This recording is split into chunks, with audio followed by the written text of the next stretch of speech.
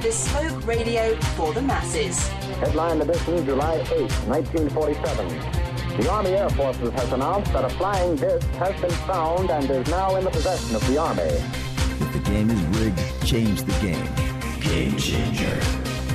I occasionally think how quickly our differences worldwide would vanish if we were facing an alien threat from outside this world. This is Fade to Black with your host, Jimmy Church, on the Game Changer Radio Network and KGRA, the Global Radio Alliance.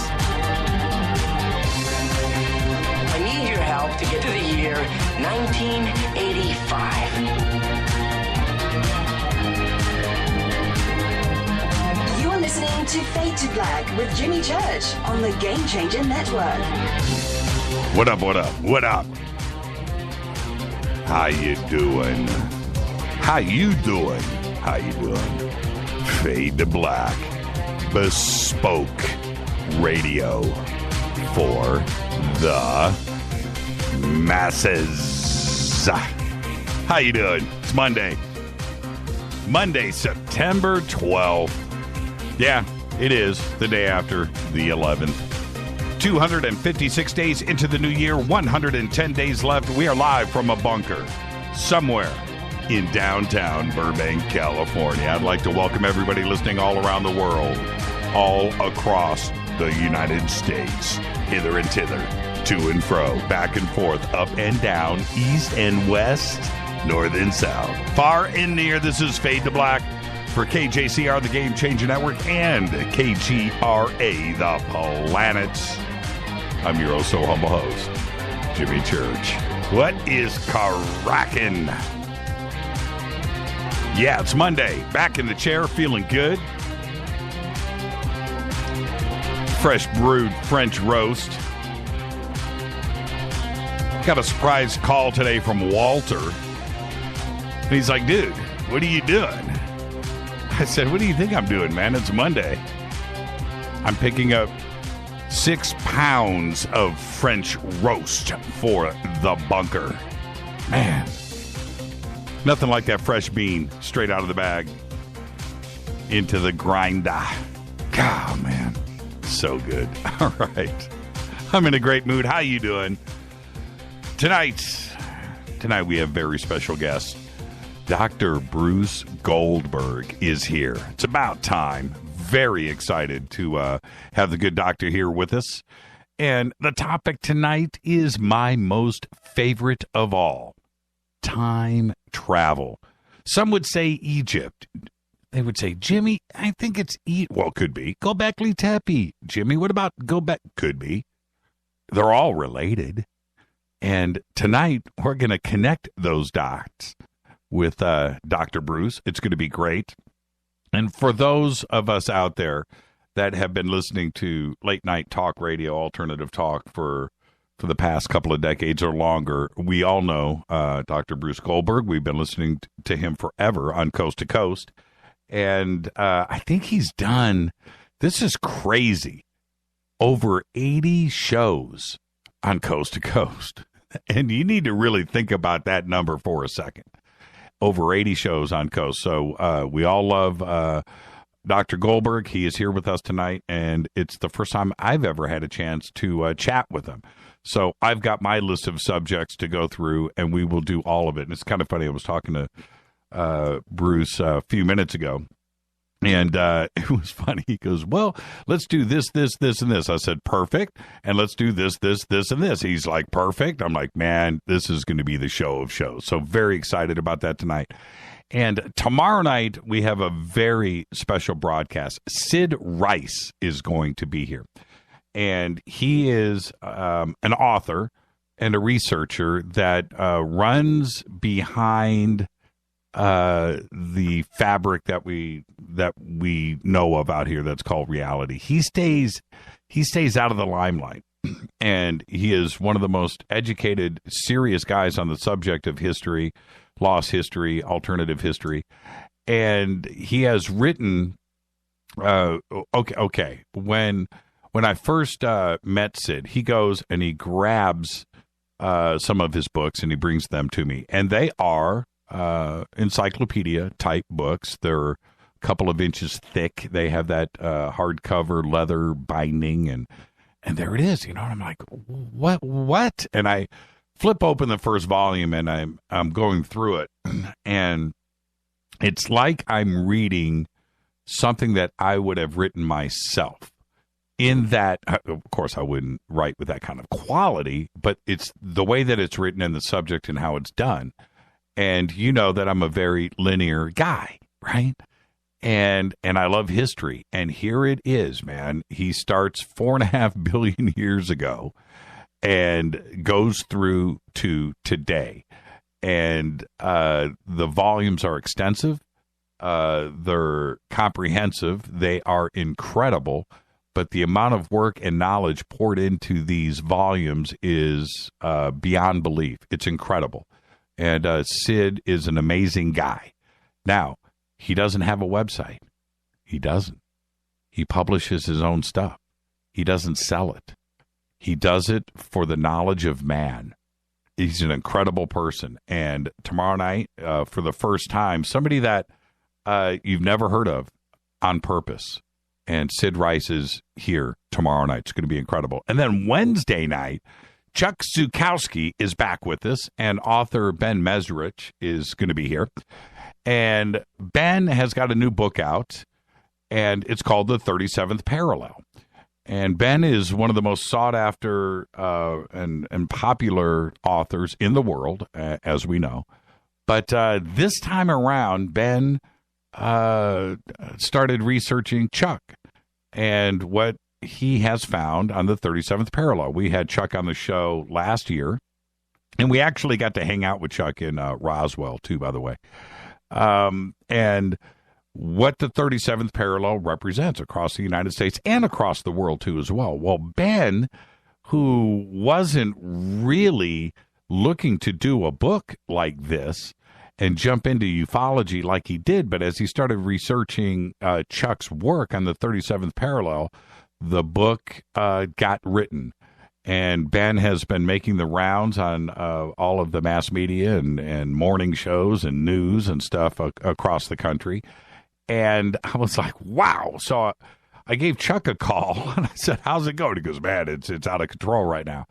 And I said, let's bring you guys on. He said, absolutely. So we got that done, and Chuck and Ben will actually both be here on Wednesday night to talk about the new book and Chuck's research. So big week here on Fade to Black, as if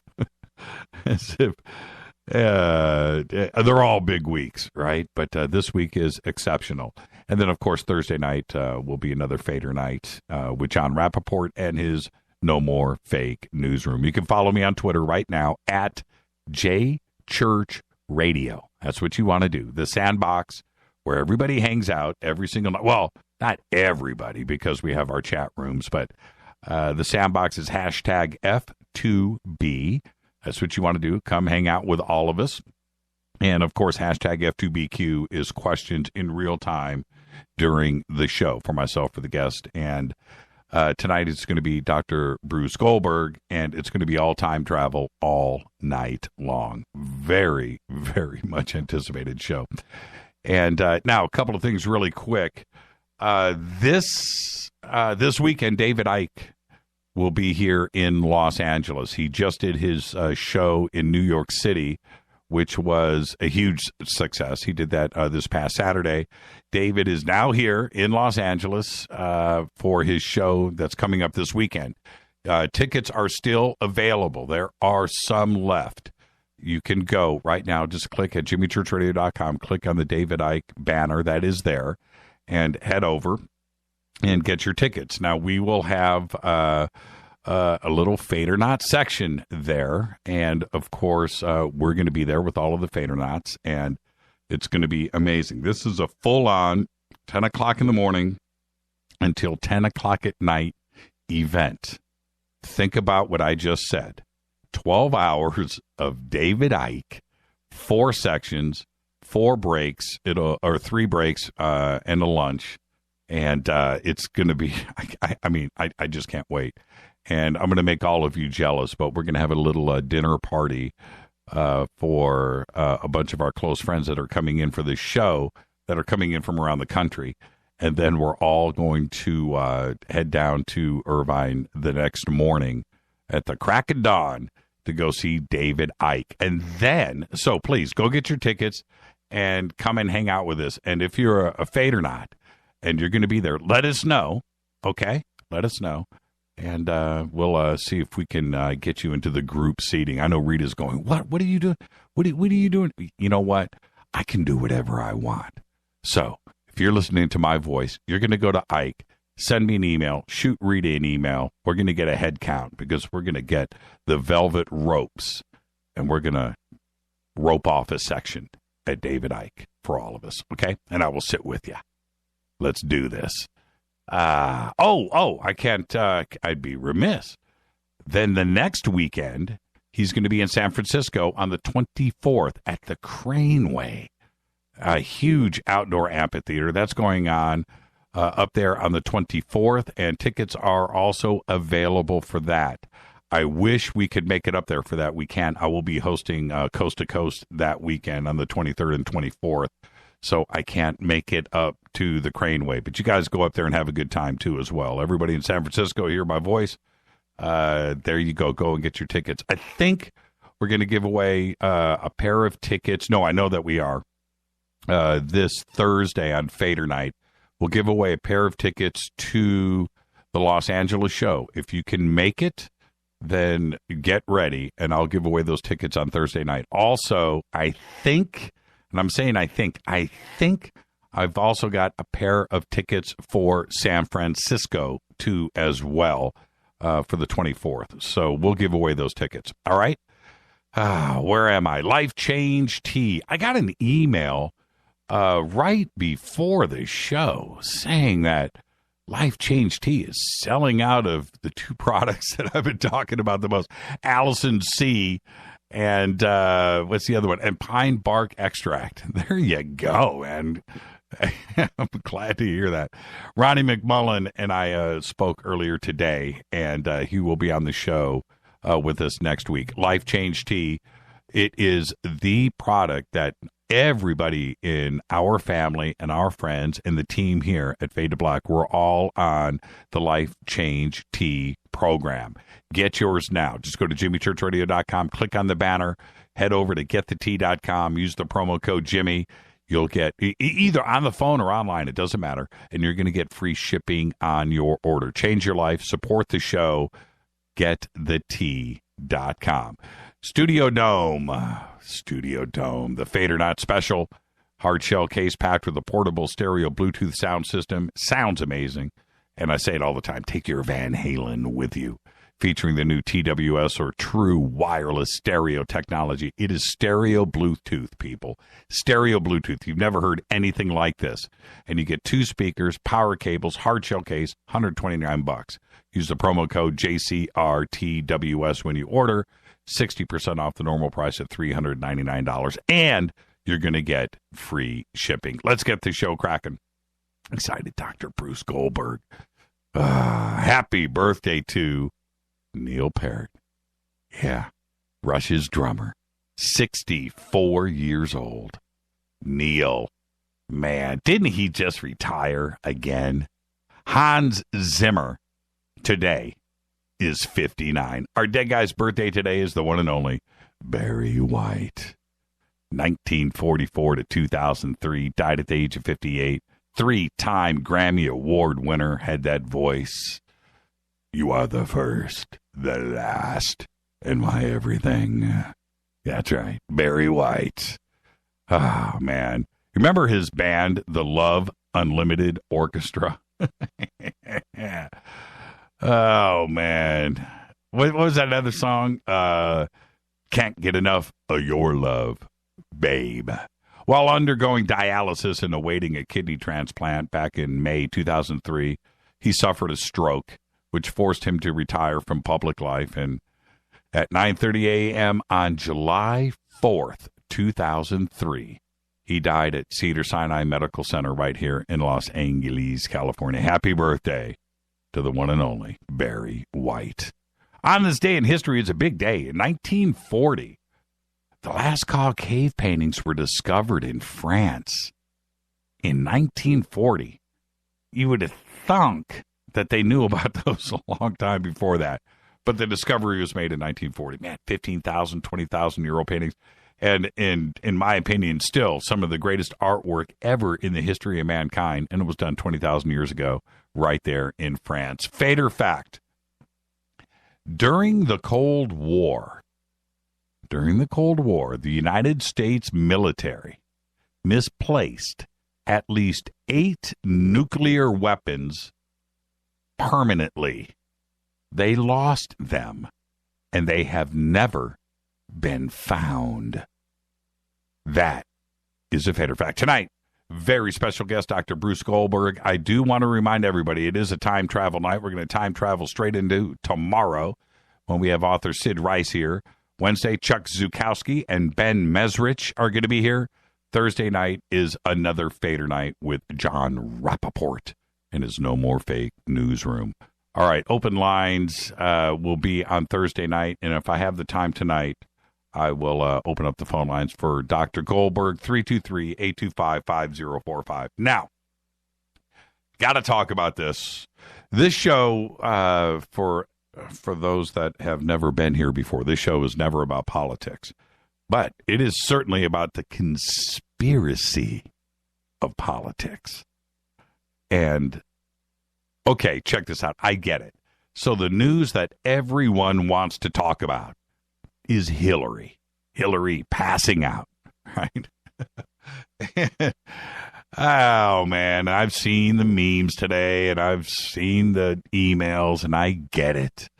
You know, I mean, the conspiracy stuff is going all over the place, that she's a clone now, that she's actually dead. It's not the real Hillary. Yeah, I get all that. It's funny to read. But today I had 4 straight business calls back to back early on in the day.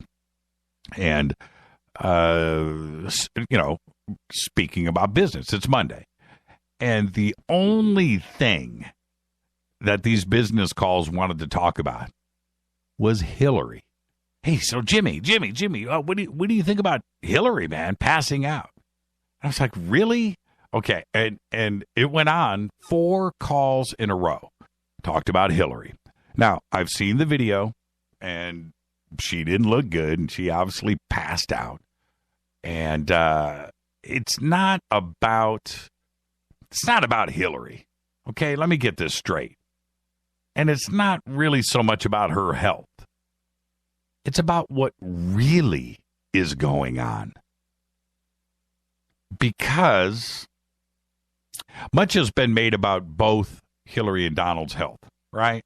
You had Donald and his so-called doctor and his health report that was, you know, stupid. And I get that. It was, well, it's not me calling it stupid. It's when you read it, you call it stupid. So there's that. You know, we don't know what's going on with Donald. Doesn't matter. He's 70 years old. He looks healthy enough, I guess. Could he survive 4 years in the White House? Probably. Could he make it to 78 in 2 terms? Probably not. I don't know. But, I mean, 78, you know, just you're getting up there in years. With Hillary, the questions about her health, it's kind of funny to me that the health issue was brought up with the both of them, and now suddenly Hillary is passing out, and she's been wobbling, and she's been acting funny, she's been coughing and making excuses.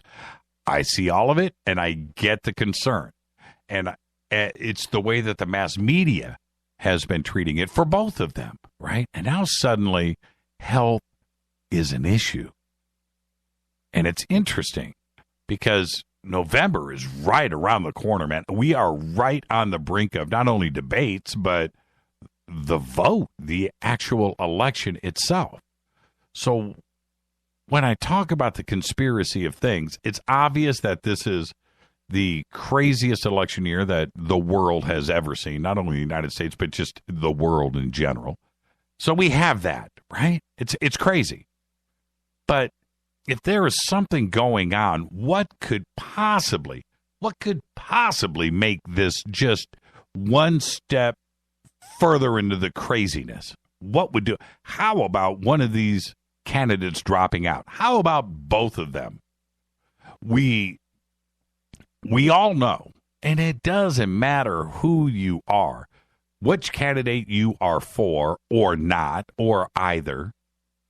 We can all agree on one thing. It doesn't matter who you are. I don't care who you are. That neither of these candidates are worthy. It's a junk pick. It's bad. Either way. You're settling either way. And you know it. You know it in your bones. So what happens if Hillary or Donald has to drop out of the race? What would happen? Unprecedented for sure. But what's the protocol? What would happen? Now, this is where it gets interesting. And I need you to listen to every word that I am saying. Both parties have pretty much, when I say pretty much the same thing in place. Both parties, if one of their candidates have to drop out of the race, they'll hold a meeting. That's right. They will suggest someone for replacement. It doesn't go to necessarily their running mate, right? It doesn't necessarily do that. You know what? I did a poll the other day. I was walking around asking people who Hillary's running mate was, or who's Donald's running mate. Nobody knew. But anyway, it wouldn't be their running mates. No. It could be if somebody wants to suggest them. But they'll hold a meeting, they'll suggest someone, and then they'll take a vote. And only those present at either meeting get to vote. Now, how is that for something that smells dirty? You go through the conventions, both parties. You go through all of these crazy primaries. You go through all of this nutty debates, all of the rhetoric that's been flying around, the name calling, the finger point. It's crazy. It's been childlike. It will all be for naught, for nothing. And all of the votes that have been placed in all of these primaries and everything that has happened and all of the polls and this roller coaster that we have gone through would be for nothing.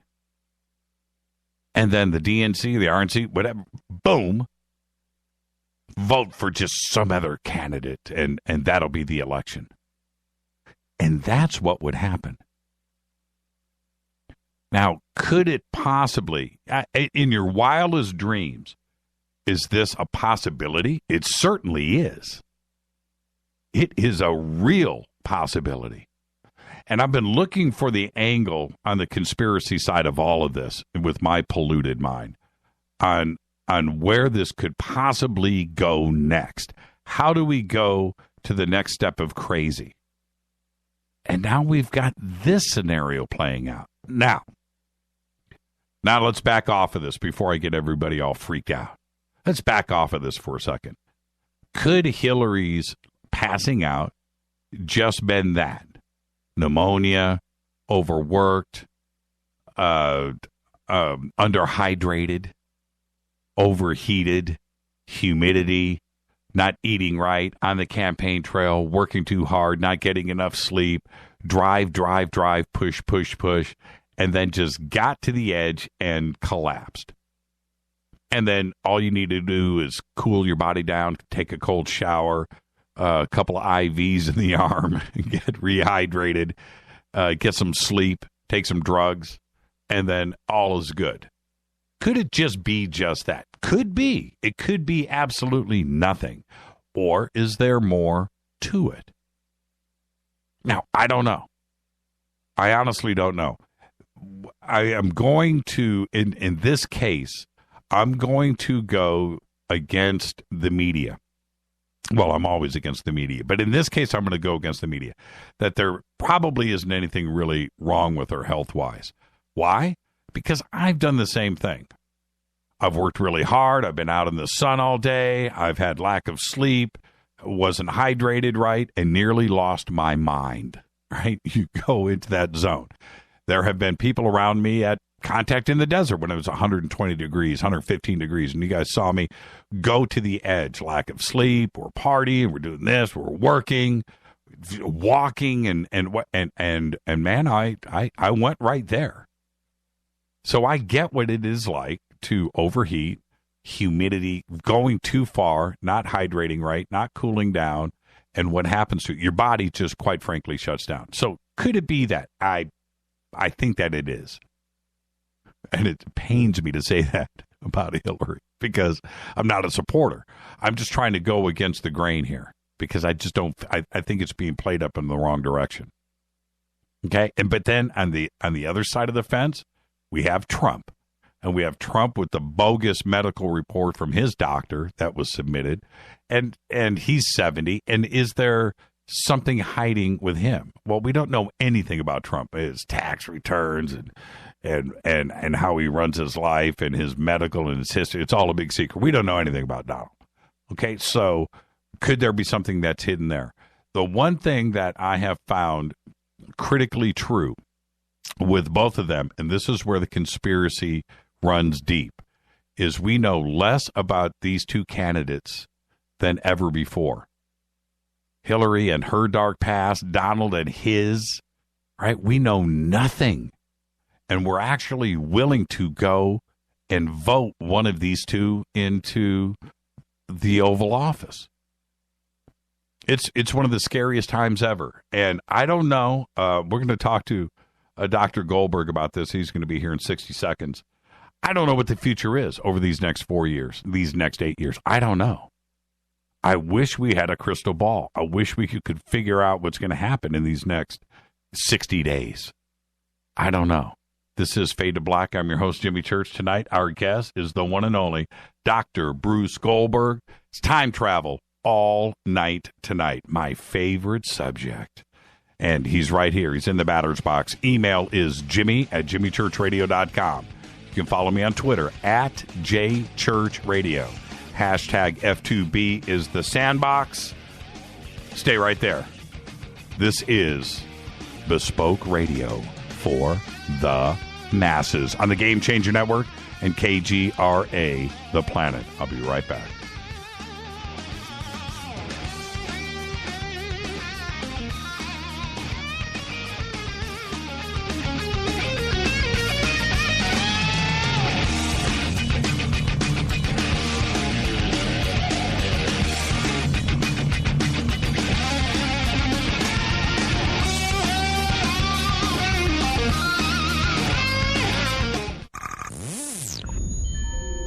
You're listening to Jimmy Church, Fade to Black.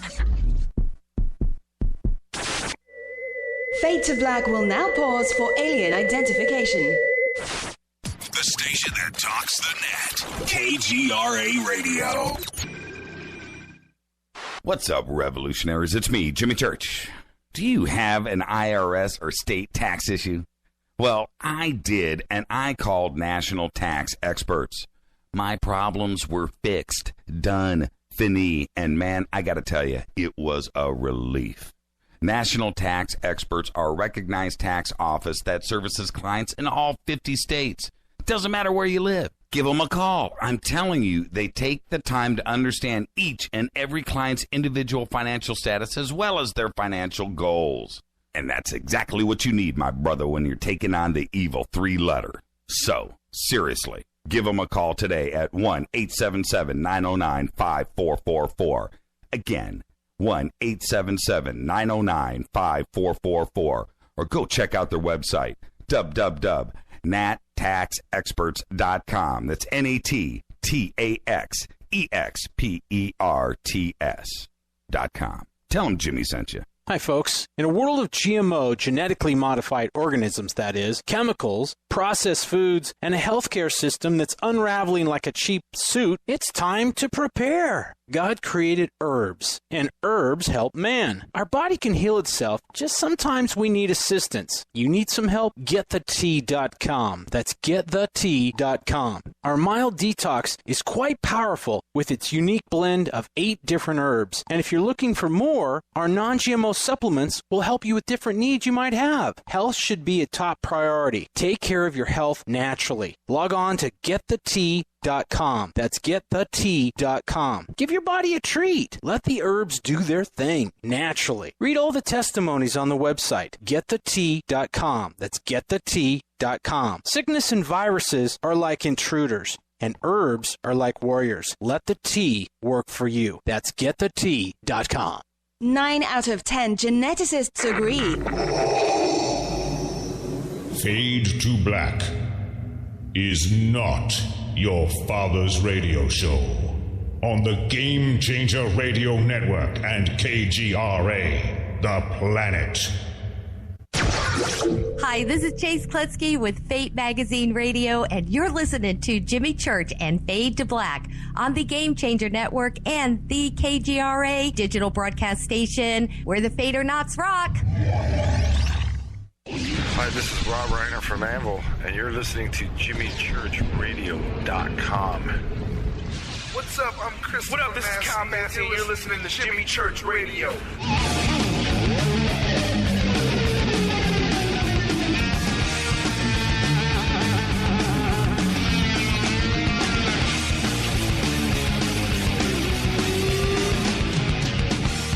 All right, welcome back, Fade to Black. Tonight, Dr. Bruce Goldberg is here. Tomorrow night, Sid Rice is going to be here. And then Wednesday night, Chuck Zukowski and Ben Mesrich are going to be here. Thursday night, John Rappaport and his No More Fake Newsroom, followed by Open Lines.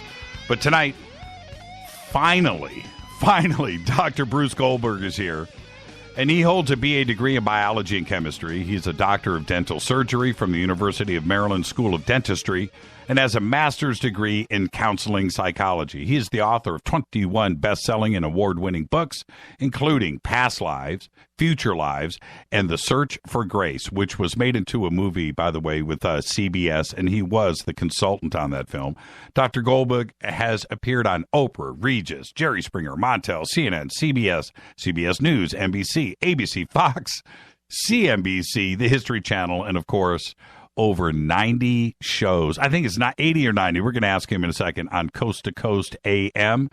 And he has conducted more than 35,000 past live regressions and future life progressions. He's the world's foremost authority on futuristic time travelers, and his books, Time Travelers from Our Future and Egypt, An Extraterrestrial and Time Traveler Experiment, are the only books written on true accounts of these futuristic time travelers. And tonight, we're going to discuss all of this and much more, and I'm just so happy to welcome for the first time to Fade to Black, the one and only Dr. Bruce Goldberg. Doctor, good evening. Good evening, Jimmy. Thank you. And by the way, those interviews on Coast to Coast, it doesn't include the parallel universes that I was there with George. So it's a conservative estimate. You know what's funny? I'm going to call you Bruce, Doctor, sure, if you don't mind. But you know what's funny? When you get up to that volume of shows, do you remember all of them? I mean, that's a lot of airtime.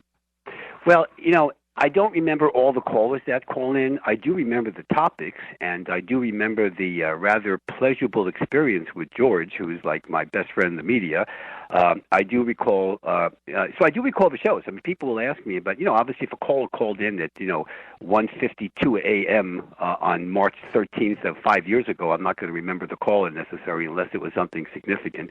But I don't. But let me put it this way: I don't look upon this. I don't get arrogant about this or whatever. To me, I appreciate the interviews, George. And again, this is our first interview here. When I do an interview with a host, I look upon this as the universe is my opportunity to educate the public, to entertain them with some of the stories and cases and stuff, to educate them about the principles, and to deal with the universe on a win-win-win situation. I'm a positive person. I'm Dr. Positive, that's what George calls me. And so to me, I appreciate every single one of them, so I don't take it for granted. Well, and this is what's really great is this is your first time on Fade to Black, and that means you get the first time guest disclaimer. Now, the next time you're on or the next 80 times, you're not going to get it. But tonight, this is the disclaimer. This is you and I sitting on my couch talking as friends. Where we start, where we end, but we're going to end as friends. Are you ready to go? I am ready to go, and let me tell you how friendly I am. Well, I've been out of the body over 3,000 times, and I'm speaking for you from the earth plane, not the astral plane. So, wanted to ask you one thing because we're gonna go off in so many different areas tonight. We're gonna have a lot of fun, but before we get started, I kind of want to. This show is never about politics. But certainly it's about the conspiracy of politics. Okay. And right now we're in this crazy election year. It's out of control. It's spun completely off the rails. It's unique. Let's put it that way. Absolutely unique. Certainly unique. Do you have any information? Have you talked to? Have you tried to find out what the end of this election year is going to bring us, or do you have any inside information? Oh, okay. Let me tell you what I didn't do. Now, we had a conversation a little bit off the air before. I told you that when I was back in 1999, when I was doing Coast to Coast, and I did the progressions about Y2K to show that there would be absolutely no problems, and people give me credit for it, but it was merely simply, I'm just a reporter. Right. I'm just, don't kill the messenger, or don't put the messenger on your shoulders necessarily, and, like a post-Super Bowl celebration.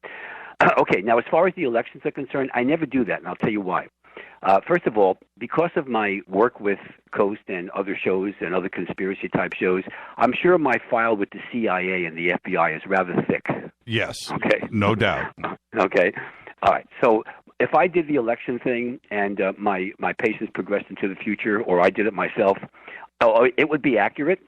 But then, you know what would happen? What do you think the Secret Service would think about that? Or what do you think the Democratic Party or Republican, whoever lost, okay? What do you think they would think about it? I don't need that in my life, okay? My attitude is, why should I try to control or manipulate the public by giving them the answers to the test? So that's why I won't do it with political elections. Okay, all right, fair enough. But do you know, and you're just going to keep it to yourself, I'm keeping it to myself because we're friendly. This is my disclaimer. I'm exercising my Groupon. Right. Okay, so that's a question. That's a discussion that we'll have off of the air. I don't know. It's one of those things, Bruce, where you're damned if you do, damned if you don't. It's like a true paradox that's lying in front of us, and I think it's going to be rocky. And I have. Let me explain something. You mentioned a very interesting term. I have a dental degree, right? Right. So that's the doctor of dental surgery. So if you put me in the room with a physician, you know what you have? A paradox. One of the topics that is the most popular, okay, the time travels, we'll deal with that too, but the real big number one topic is teleportation. Why is that? Is it because of Star Trek? Well, I don't think it's because of Star Trek. Star Trek was nice with the little sparkly side effects, which, of course, doesn't happen in real life. Right. It's because when people think of out-of-body experiences are very popular. If you go to a Conscious Life Expo or any of these New Age expos, which I give talks to, and so does George and others, out-of-body experiences is always a popular topic. The progression is the number one topic, but out-of-body experiences is number two. The reason why teleportation is so popular is because you're actually moving the physical body from one place to another. People can't do that by themselves, although I actually train people how to do that, and I will talk about that. So it's something that is new and improved. You understand? It's beyond the usual mentality of just going out of the body by having an astral projection or a remote viewing or whatever they're doing. So this is the big time. This is like going from AAA ball to the major leagues, to the show, as they say. Right. So that's the difference here, because teleportation is, and we're going to talk about it. So what I'd like to do is I want to begin by describing. This is a patient of mine who went through a teleportation, and he described exactly what it feels like in just a few sentences. All right. So remember, let's define this. First of all, when you go when you go out of the body, you're sending your spiritual body, your astral body on the astral plane to another dimension or another place on the earth plane. Your physical body doesn't go anywhere. You're lying in your bed or on a recliner, whatever you're doing. Teleportation is you're also going through the fifth dimension as you do without a body, except now your physical body moves from one location to another. So just so your audience understands the difference. Teleportation is the most difficult thing to do, but it's been reported forever, and we'll go through some cases. But here's what it feels like. I quote now. It was as though something twisted my body. It felt almost like I was caught in a giant web. Suddenly, the world exploded into countless billions of glowing threads. I could now perceive that the strange twisting sensation that I was experiencing as correlated with the motion of these threads, and they were in constant motion. I was also aware of things beyond the room. The overall effect was similar to looking at a hologram, except it was visceral as well as visual. You could see/feel the image. Part of me was totally confused, and another part was completely familiar with whatever this was. There was a very odd sense of my consciousness being split. Two contradictory thoughts were present in my mind simultaneously. Now, I have done teleportation, and we'll discuss. I'll give you an example of one of my cases in a moment. This is exactly what it feels like. Now, it may sound a little strange. It's nothing to be afraid of. When people teleport, you're not going to teleport under the water and die, like in an ocean. You're not going to teleport in the middle of a mountain and be stuck there forever. Okay, you're going to teleport to a city or a rural area where you can choose it, by the way. So there's nothing dangerous about teleportation, and it has been reported throughout history. So I want to give you my personal example, and then we'll talk about some of the classic cases. Okay, we have to go back in time. I'm originally from the East Coast, right? I'm a New Yorker, right? But I was in Baltimore, Maryland, years ago, many years ago, and you know, I came to California because I like warm weather. I like to play tennis all year round, and I like blonde women, you know. I mean, this is California, right? Okay. So in the East Coast, if you're dealing with Baltimore, Maryland, where I was at the time, it gets very cold in the wintertime. It doesn't snow that much, but it gets like 12 degrees. So this was between Christmas and New Year's, where they had the football playoff games, you know. This was a Sunday, and I was saying to myself, my goodness, I wish I was in the islands, the Caribbean islands. I just hate the winter. I always hated winter.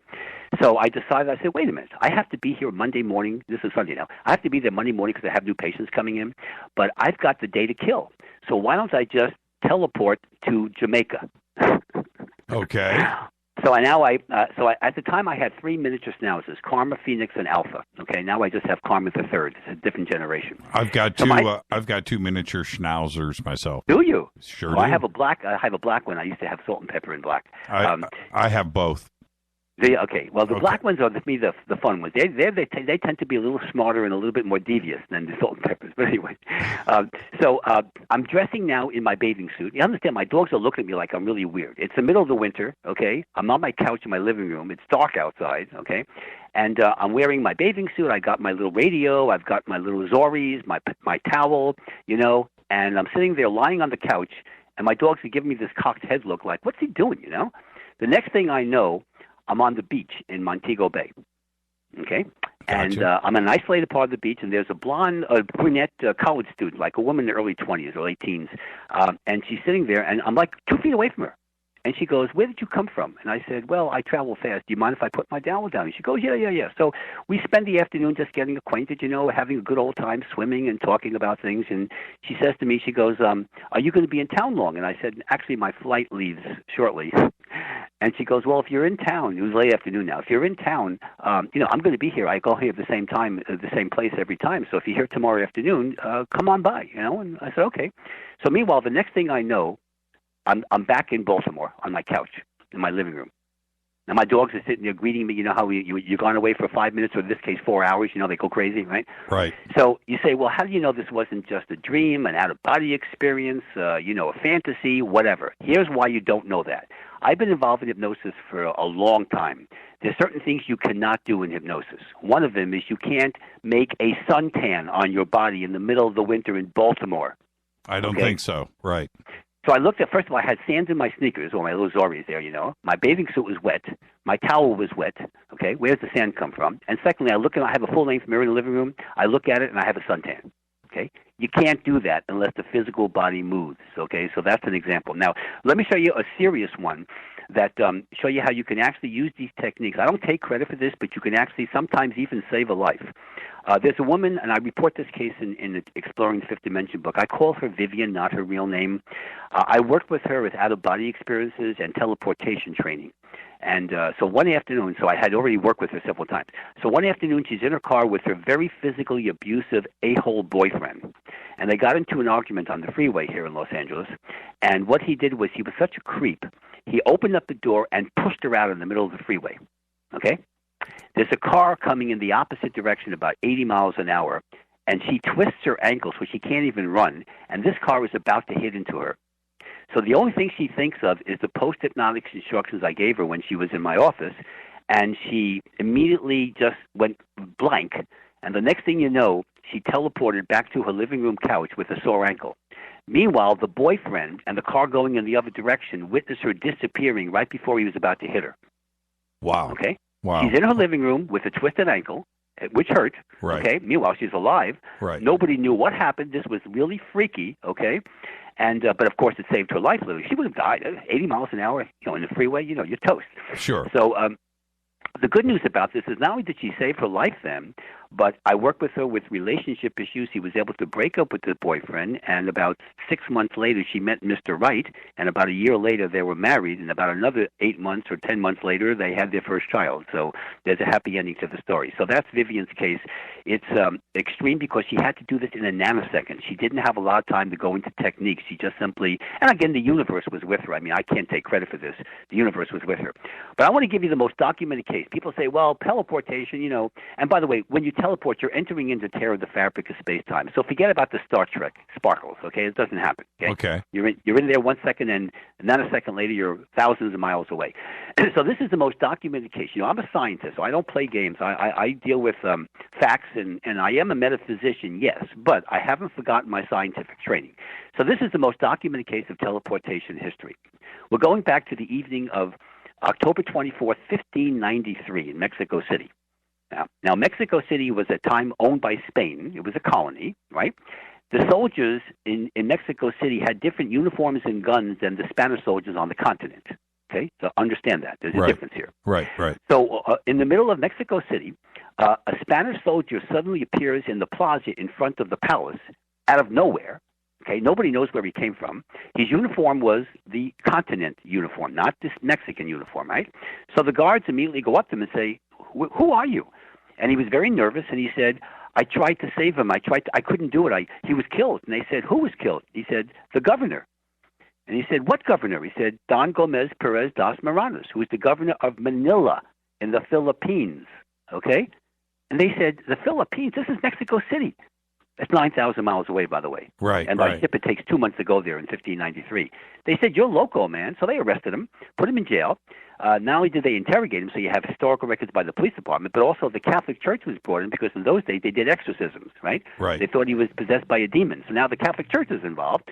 Okay, so nothing happens, right? And they just leave him alone. 2 months later, and by the way, his name was Gil Perez, okay? You'll see why that's relevant. So 2 months later, the ship arrives from now. Understand, Spain also owned the Philippines as a colony, so they would make the rounds around the world. They would go to the Philippines, and then the next stop would be Mexico City, and they would bring the news with them as well as, supplies, and they would just check on to make sure that there's no rebellion going on, Right. Okay, so this is the age of exploration, right? So the ship comes into the Philippines, and this is a Spanish ship, and they said, "Oh, we got some news. The governor of Manila was murdered." And they said, "When?" And they said, "October 25th. And they said, "Really? We got somebody in jail we'd like you to see." So one of the guys goes there. He says, "That's Gil Perez. It's one of the guards." So he was identified as the guard who couldn't save the governor. He was killed by some uprising. All right, so here's what happened. So this is teleportation. Remember, 9,000 miles. What Gil did, he teleported back in time from October 25th, the morning of October 25th, 1593, when the governor was murdered, teleported to Mexico City by entering into a tear in the fabric of space-time, to the evening of October 24th. So you see, he went back in time by 12 hours and teleported 9,000 miles away instantly. And that's the most documented case because the Catholic Church, the historical figures at the time, the government, the usual people that keep records, the nice little people with real thick glasses, right?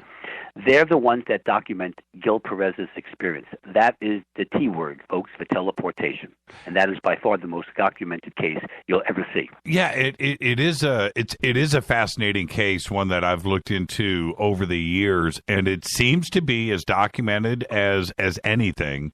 And I guess the only explanation would be some teleportation of some kind, and that his body was actually there instantaneously. Well, one of the actual mechanical explanations, when we talk about time travelers, which will be our next topic here, when time travelers go back in time in the first 300 years of their experiences of time travel, they use a device called the Wormhole Linear Accelerator, or the WLA.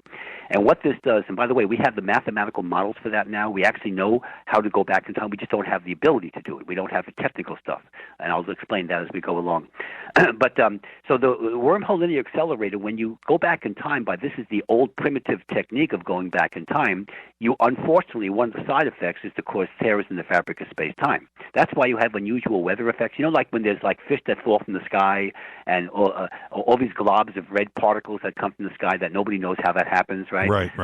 These are some of the weird anomalies of weather that are quite. But let me give you one last example of teleportation. This is where this also is reported in the Exploring book, and I call this a teleportating time traveler saves 2 lives. Let's go to deep in the heart of Texas now. 2 9-year-old classmates are walking home from school in Texas when suddenly an older teenager around 18 runs up to them and pushes them both aside on the sidewalk by their houses in a suburban area. This teenager was wearing a light blue tennis outfit, and just as she pushed both the girls, which I call Brenda and Amy, not their real names, aside, a car driven by a drunken teenager jumped the curb and would have killed both the girls by hitting them if it wasn't for this teenager, this 18-year-old. Okay? Right. So Brenda and Amy turn to thank this teenage girl, and all of a sudden, before their very eyes, the girl disappears. Bingo, just gone. No sparkles, just bingo, gone. Okay, she couldn't possibly have run away. Okay, they were right next to her. All right, now we fast forward 10 years in time. I work with Amy, one of the girls, okay, who moved eventually to another state, and then eventually came to my office, and she relayed the story to me, and she remained friends with Brenda over the years when they were in Texas. So now we fast forward to the time when they were in high school. They were a senior in high school, and one fine afternoon they decide to play tennis.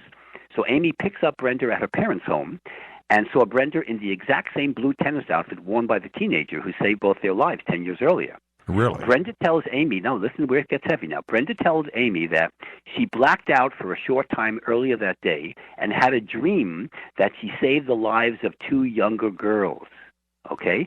So what happened was Brenda went into a tear in the fabric of space-time, went back in time by 10 years, and saved both her and her classmate, Amy, by entering into a tear in the fabric of space-time. So Brenda became a time traveler deep in the heart of Texas by way of teleportation. How's that? And when something like that happens, is there a distortion of our future? The classic paradox. Yeah, you're talking about if you kill an insect, in the dinosaur age, that kind of thing. Actually, no, and I'll tell you why. What happens is that when you go back in time, usually you go into a parallel universe. So even if you killed your grandfather, you may not exist in the parallel universe, but you're going to exist in the current one. Right. So that's where the idea of parallel universes, which is called the multiverse, which was established by Hugh Everett III in the scientific level in Princeton University in 1957. Parallel universes was also alluded to by Einstein's theory of relativity in 1905 and 1915. So we have a long history of parallel universes. By the way, they're real. And if your audience is interested, the August issue of 2000 of Scientific American, the magazine, which is a very technical kind of thing. It's for the lay public, but it's very technical. If you go to article, they have every magazine has a theme for the month. The theme for that month was parallel universes. Okay, and on page 69 of that issue, August 2000, you will see where it says, how close is the, by the way, they document parallel universes. It's real. We got the math. There's no argument with math. How close is the next sister universe to us? It's less than a millimeter away. You know how big a millimeter is? It's a 40th of an inch. Right. Now, you don't see that because it's a parallel universe, but they're actually almost overlapping us. So this is what science tells us. This isn't Star Trek. This isn't, Star Wars. This is real science, okay? So there's no argument about parallel universes. Now, what I have done in my practice to show you how parallel universes work, I developed many years ago something called the New You technique, where not only can my patients perceive parallel universes, but if they don't like their life right now, let's say you've got a criminal record or you lost an arm or you got an incurable disease or something is going on that you can't change, right? You can't really change the past in this universe. Well, you can switch paths. You can go from universe 1 to universe 2. If okay, we're gonna take a break right here. We're gonna come back. We're gonna actually pick up right there when we come back, because there's way too much. I actually talked about that last week on the show, and the audience is tripping out right now. I think they're wondering if they're time traveling, because I actually brought up that very subject last week, and I'll tell you about that when we come back. Okay. Our guest is Dr. Bruce Goldberg. Tonight it is time travel for the entire evening of the show. I'm your host, Jimmy Church.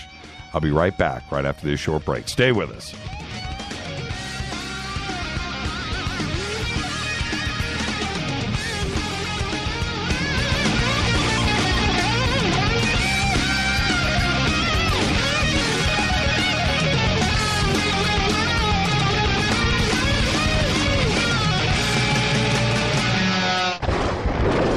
This is Fade to Black with Jimmy Church on the Game Changer Radio Network and KGRA, the Global Radio Alliance.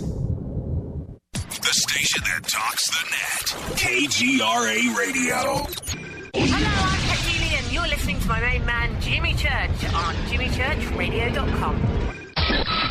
Hi, this is Ray Hobbs here, repping the planet, and you're listening to my good friend, Jimmy Church, Fade to Black, on the Game Changer Network and the KGRA digital broadcast station.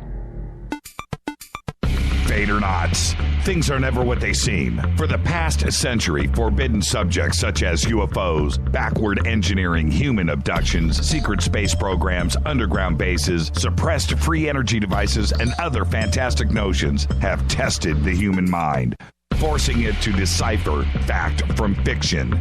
Chronicling what he calls the alternative narrative, author Brad Olson gets down to the middle of it all in his best-selling book, Future Esoteric, now released in a second edition by CCC Publishing. And now, you can get Future Esoteric at a special price, plus another free book by just using the promo code Jimmy when you check out. Just click on the Future Esoteric or CCC Publishing banner at jimmychurchradio.com. Go Beckley Tepe.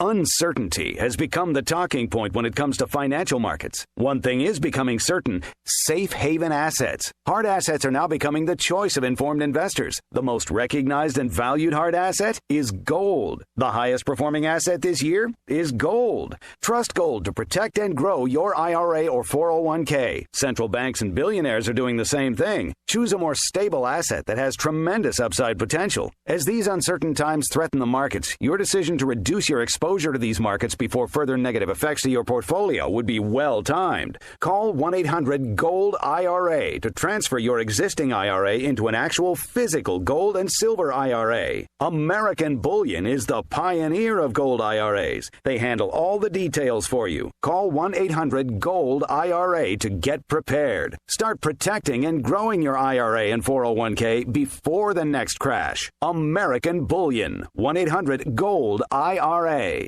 This is Toby Kebbell. You're listening to jimmychurchradio.com. Don't hurt me, Jimmy. I'm only little. Hey, I'm Adrian Grenier. And this is Ari Gold. We're the Honey Brothers. Yes. We are of the Honey Brothers. Hey, I'm Adrian Grenier. And I'm Ari Gold. We're the Honey Brothers. And you're listening to Jimmy Church. The Revolution. What's up, Fade or Nots? Studio Dome loves Fade to Black and the F2B audience so much that they have put together the ultimate stereo Bluetooth system. They've done it just for you. Man, check this out. The Studio Dome SBB2 stereo system is here. It's featuring 2 Studio Boombox 2 SBB2 wireless Bluetooth speakers, packed in its own custom hardshell case. This Studio Dome system features the very latest in stereo Bluetooth technology. The 2 full-range boomboxes are in true wireless stereo. You've got to hear this. It's amazing. It's just $129 and use the promo code JCRTWS and you'll also get free shipping. It's simple. Just go to jimmychurchradio.com, click on the Studio Dome banner. Go Beckley Tepe. This is Micah Hanks of the Gralien Report, and you're listening to Jimmy Church on Fade to Black, across the globe on the Game Changer Radio Network and the one and only KGRA Radio, The Planet.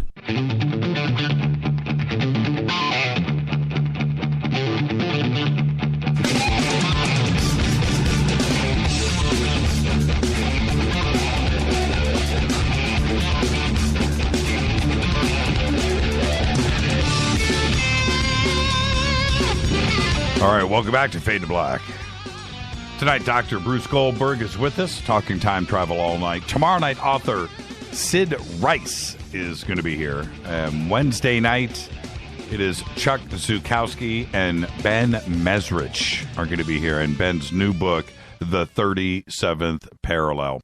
Now, Dr. Goldberg, let's go back to what you had just touched upon, which is visiting the parallel universe. And certainly if you're not happy or you want to change in what's going on now in the present, and you say that you have the ability to actually change the world that you're in. How does that happen? Okay, now again, just to remind your audience too, if they order my book, Exploring the Fifth Dimension, from my site, they will get a free CD, which is called Fifth Dimensional Travel, which will assist them in guiding them into parallel universes so they can actually experience what we're talking about. All right, now, and if they just want to if they don't want to buy the book or anything, they can always call my 1-800-KARMA-4U, which is 1-800-KARMA, the number 4 and the letter U, or 1-800-527-6248, and I'll send them a list of the materials and a free exercise written about fifth-dimensional travel so they can get a feel for this. Okay, so let's talk about this. So we have all these universes. Think of it this way. Let's say you're watching a football game, okay? And let's say you're watching Fox, okay? So that's going to be the NFC. And your buddy calls you up and says, "Hey, Jimmy, you got to go on with the CBS and watch the AFC. There's a great game going on. Your favorite team is on there, whatever." Okay, so now you switch the channel by your remote on your TV set. So what happens to the signal from the original Fox while you're going on CBS? It still goes on, right? You're not watching the TV show, but your neighbor is, right? Millions of people are watching that football game, right? Gotcha. A television signal is electromagnetic radiation. Your soul is electromagnetic radiation. Just like a radio signal, TV signal, digital signal, they're all electromagnetic radiation. It's the most common form of radiation and harmless, by the way, in the universe. So with these parallel universes, your soul is occupying a body right now, and we'll call this frequency, which I use the term for parallel universe. We call them frequencies. It's a physics thing. So we're calling this frequency number 1. Now, in addition, there's technically an infinite number of parallel universes, and this is where it gets weird, where every time you have a thought, you create a parallel universe, so that's where the science gets to be a little crazy, but it does work mathematically. So let's just deal with the what I call 5 groups. In my research over the past 25 years or so, I found out that there are 5 major groups of parallel universes. Each group has an infinite number of subsets, but you don't have to do all of them, just the 5. So we're going to call them 1 through 5. So if you're on frequency 1, and your ideal frequency, not a perfect one, but a lot better one than it is now, is number 4. And I chose 4 because it's an arbitrary number, but it's my favorite number. Okay. So then if you switch to 4, what happens? Well, you're going to wake up one morning in a heck of a lot better universe. Frequency 1, the one that you left, is still going to go on. You're just not aware of it, just like you're not watching CBS and Fox at the same time. You're only watching one signal. You see, all these signals go on. All these parallel universes exist. The question is, which one are you on? In fact, I'll show you how we get to be psychiatric here, because I work with schizophrenics. I get referrals from psychiatrists and neurologists for schizophrenia. Now, schizophrenia is audible hallucinations. People are hearing voices in their head. You know what the explanation for that is metaphysically? What's They're that? trapped between elevator floors. They're getting more than one universe coming in at one time. Okay. And if you focus in them and do some what I call brain synchronization techniques, then you can eliminate the voices, because now they're focusing on the current universe rather than getting the static and all the other information from the other parallel universes. And what happens? The voices disappear, and they're no longer on antipsychotic medication, which is why I get the referrals in the first place. Well, let me jump in here. Is deja vu part of this as well? Deja vu is actually something else. Deja vu is like, let's just explain that. Deja vu is an outdated term. It's a French term, so we know why it's outdated. Okay. Oh, ouch, ouch. Okay. Okay. All right. They help us in the American Revolution, but since then it's been a problem. So the deja vu would mean that you walk into a room and you feel very familiar, but you've never been there before.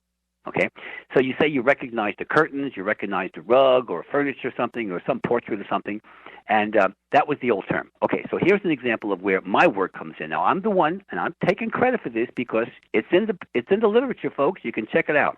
My book, Past Lives, Future Lives, the first version of it, was the first book ever written about taking people into future lives. So I'm dealing with progression. We call that progression, okay? So let me define it. Regression is going back in time. Past life regression is going back to a past life. Age progression is going forward into the future of this life. Future life progression is going to a future incarnation. Paragression is the term that I use to describe a life on a parallel universe. Gotcha. Now, when you enter into the fifth dimension, you know what we call you? You now become, and here's a term, a new term, ding, ding, ding. This is part of my disclaimer. The term is called ultra-terrestrial. I'm with you. Not extraterrestrial. That's an ET. Ultra. That's a great. Right. Ultra-terrestrial. Okay. So let's go back to the parallel universe thing. So what happens is that so these parallel universes exist, and you can then switch paths. And if you do so, nothing happens to the original. So let me show you. Let me give you an example of how this works. Well, I call this the new you technique because I train patients. You know, sometimes people just want to maximize their current universe, and that's fine. I work with them, and I call this psychic empowerment. But other times, the universe needs to be changed. So let me show you where I personally put myself into my research. Okay? Because the hypnosis is totally harmless. I've done everything. I've teleported, out-of-body experiences, everything you can imagine with hypnosis. Okay? So this is what I did. In 1994, an old friend of mine from the East Coast, he's a writer, a very good writer, and he approached me to do a movie for television. And I said, okay. But the problem with him was that, because we had communications in the past, he wanted to do a nonfiction book about me, and he's the kind of person, as they say in Hollywood, couldn't get arrested, you know. He's very talented, but nothing ever worked. Nothing ever came to fruition, right? Developmental hell, as they say.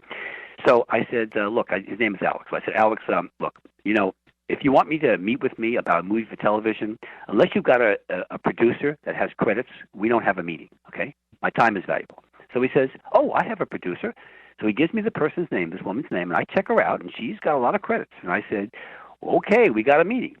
So we meet, we go through the mentality here. The producer loves the case. It's a documented case of reincarnation. She pitches it to CBS. CBS likes the concept, but then there are problems along the way. Nothing to do with me. They had some other producer on there. There was some kinds. They just weren't going to do it. There were just too many problems, too many ego issues. I don't know. It was a mess, and I wasn't involved other than working with the writer. So the producer said to me, she goes, it's not, you know, there's too many problems here. I want to stay with this thing, but I can't, I got a life here. So Alex calls me up, and he's the kind of person who, like, you know how some people, no matter how much money they make, they're always broke, you know? That was him, okay? Right.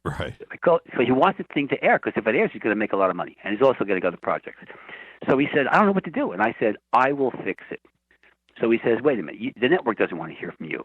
You can't even deal with him. You have to use an agent to deal with him. I said, I'm not going to call the network. He says, what are you going to do? And I said, you know what I'm going to do, because he knows my work. He goes, oh, my God, okay, yeah, whatever. So now I do my technique. I go into the future by about 20 years, and I focus on the various frequencies. So I was, let's say, on frequency 1 at the time.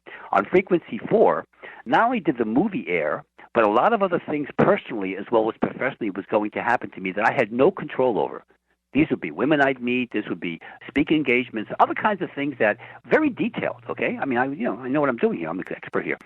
So I figured, okay, I like 4. Okay, so remember now, the frequency 1, there was no way in the world it was going to air. So I make the switch, and about 2 weeks later, Alex calls me up and he says, CBS wants you in Television City for pre-publicity. And I said, so does that mean the movie's going to air? He goes, yes, filming. He's going into pre-production. So the movie aired May 17th, 1994, exactly 67 years to the day when this woman was killed in a past life. The movie aired on CBS called The Search for Grace, based on my second book called The Search for Grace. So not only did the movie air, which was nice, I call that karmic capitalism, by the way, but many other things happened that I could, going forward 20 years into the future, okay? So I'm an example of how you can switch paths, and remember, these things are out of my control. And remember, the movie was going to be killed anyway in '94. So, and on that frequency, it was, I'm sure. But many other things happened that correlated with that particular ideal frequency. Not a perfect frequency, but right. Well, were you able to? Can you go back into frequency 1 and see why they killed the movie? Well, I really don't care about it. I mean, you ever deal with a network? Okay. Yes. The last thing you want to do is, go into a network psychology. Trust me. Okay. It's not a lot of fun. Okay. Too many egos. Who cares? I don't really care. I care the universe benefit on this frequency. So let me give you an example I'll show you how of a typical patient. My case was a little bit exotic because it's a movie for television. Not everybody can relate to that. I understand that. Before I do parallel universe switching, I do what's called cleansing, where I introduce the patient's subconscious mind to its perfect counterpart called the superconscious or the higher self. And that raises the quality of the frequency vibrational rate of their soul's energy. That means all the frequencies improve, not just the one I'm working with. Okay, so we're going to deal with a woman. I call her Marla. And this case is reported in my book, Custom Design Your Own Destiny, which deals with parallel universes in great detail. Okay, so Marla was progressed forward in time. This was the year was 1990, so we go into a 1990 to 95 for the first range. Frequency 1, I should tell you, she's depressed, she's a little overweight, she's had relationship problems, she's kind of a mess in her life. I mean, she's a nice person, but her life she's not a happy camper, okay? And she wanted to raise a family, and nothing was working out. She was, in her early 30s. So we do frequency 1, which was she loses her job, remains unemployed for 6 months, no functional relationship, eventually a new job that pays less, she's depressed, gains 20 pounds, okay? Not a good frequency. This is called very poor. Right. Then the second one, frequency 2, is her current path, where she has the same job, no significant patterns of change, okay? Occasional dating, but nothing serious. Finances improve somewhat. It's an average one. That's her current path, okay? Frequency 3 was not quite as bad as frequency 1, but below average. Same job, health problems, skin issues, insomnia, blah, blah, blah. Long-term relationship with a man that ends by 1994. In frustration, weight gain of 10 pounds, moves back to Northern California, where she's originally from. Okay, now we get to number 4. She meets a successful businessman, 1-year engagement, marries him, has 2 children, a son and a daughter, and moves to Brentwood, okay, upscale neighborhood. Very happy, loses 8 pounds, opens up a small boutique, and is very successful. Right? That's a great frequency. Number 5 is what we call an above-average one. 1992, she meets an actor in Los Angeles. What's the odds, right? A good relationship. They get married. He quits acting and is employed with a computer company. She has 1 child, moderately happy, but still has to work in a job she doesn't quite like. So the bottom line of all this is frequency 4 is her best frequency. Okay, right? Gotcha. Okay. So she chooses frequency 4, so I do the technique to switch, right? Now, I complete the training, okay? So now what happens is that I don't hear from her until 1996. Remember, the range was 90 to 95. Okay. Marla calls me, and she goes, "Doctor, can I give you an update?" And I said, "Sure, be my guest." And she goes, she got married to, I'll call him Ted, a successful businessman. She's the proud mother of a 3.5-year-old son and a 2-year-old daughter.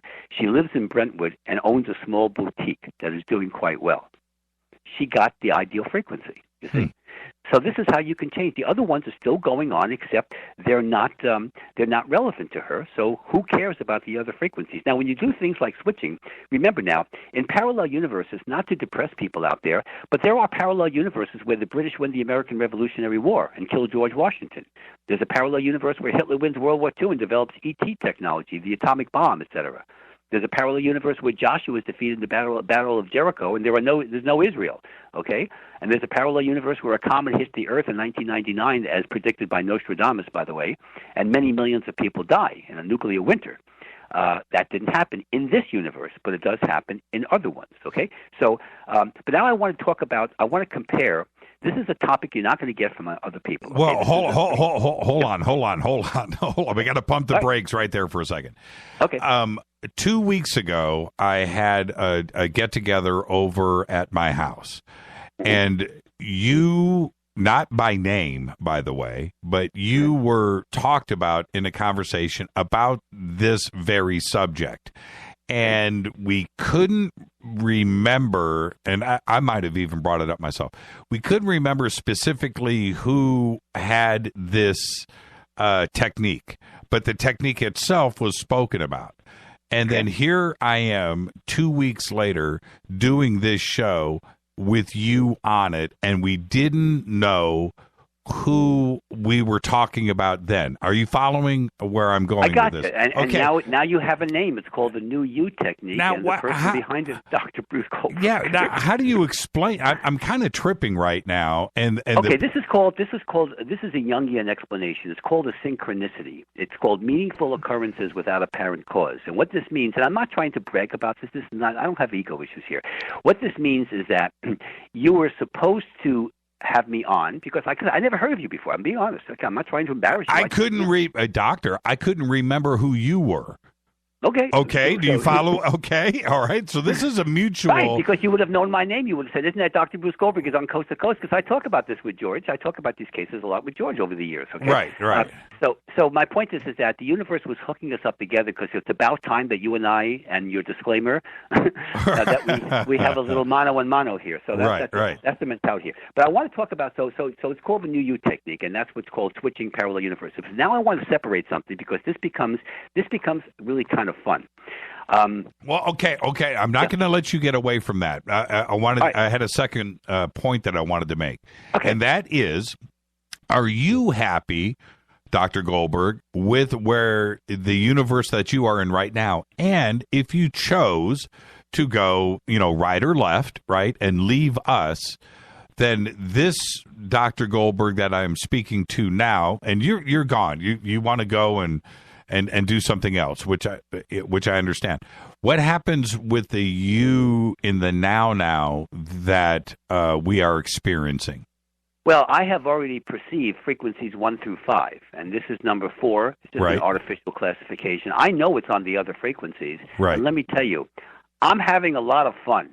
I love my work. I'm passionate about everything. You should see the way I play tennis, okay? I'm passionate about everything, okay? So I have a great life, and I do it because I'm using my own techniques. And my message to the audience is if you want to have a great life, bring in your higher self into the party, okay? That's what I'm dealing with here. Everything is based on the higher self communication. I call this the superconscious mind tap. I would never switch out of this universe. I love this frequency that I'm on right now. Yeah, I'm me enjoying too. it. There's nothing. This is the best. So why would you, if you have filet mignon, why would you get a hamburger? Right? Do they play tennis in the future? Oh, yes, they do. They play tennis a long time in the future. Oh, yeah. Okay. You should see Wimbledon in the 24th century. It's really cool. Right on. Now, there's, and we're going to get back to exactly what, I'm going to allow you to do that with this next question.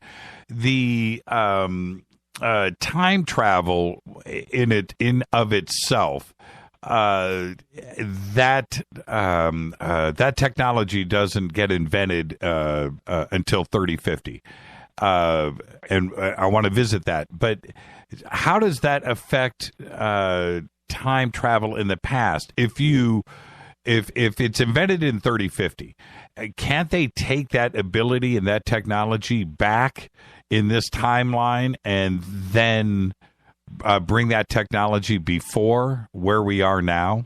Well, they could if they trusted us, because look what we've done with nuclear weapons. Look what we've done with our ability to mess up our universe. The time travel smart future, the chrononauts, by the way, is what we're talking about here, and we'll go into that in a moment. I still want to complete one thing with the parallel universe. And we have to. Yes. They are not stupid people. They're very spiritual. They're here for our best interest, but there are ETs involved, and there are other groups other than just humans in the future. There's an old term, if your audience does research, it's called the invisible college, and it goes back to Isaac Newton in the 17th century. And what they did was, these were a bunch of brilliant scientists like Newton and Boyle, the guy who developed gas laws, and a bunch of other guys.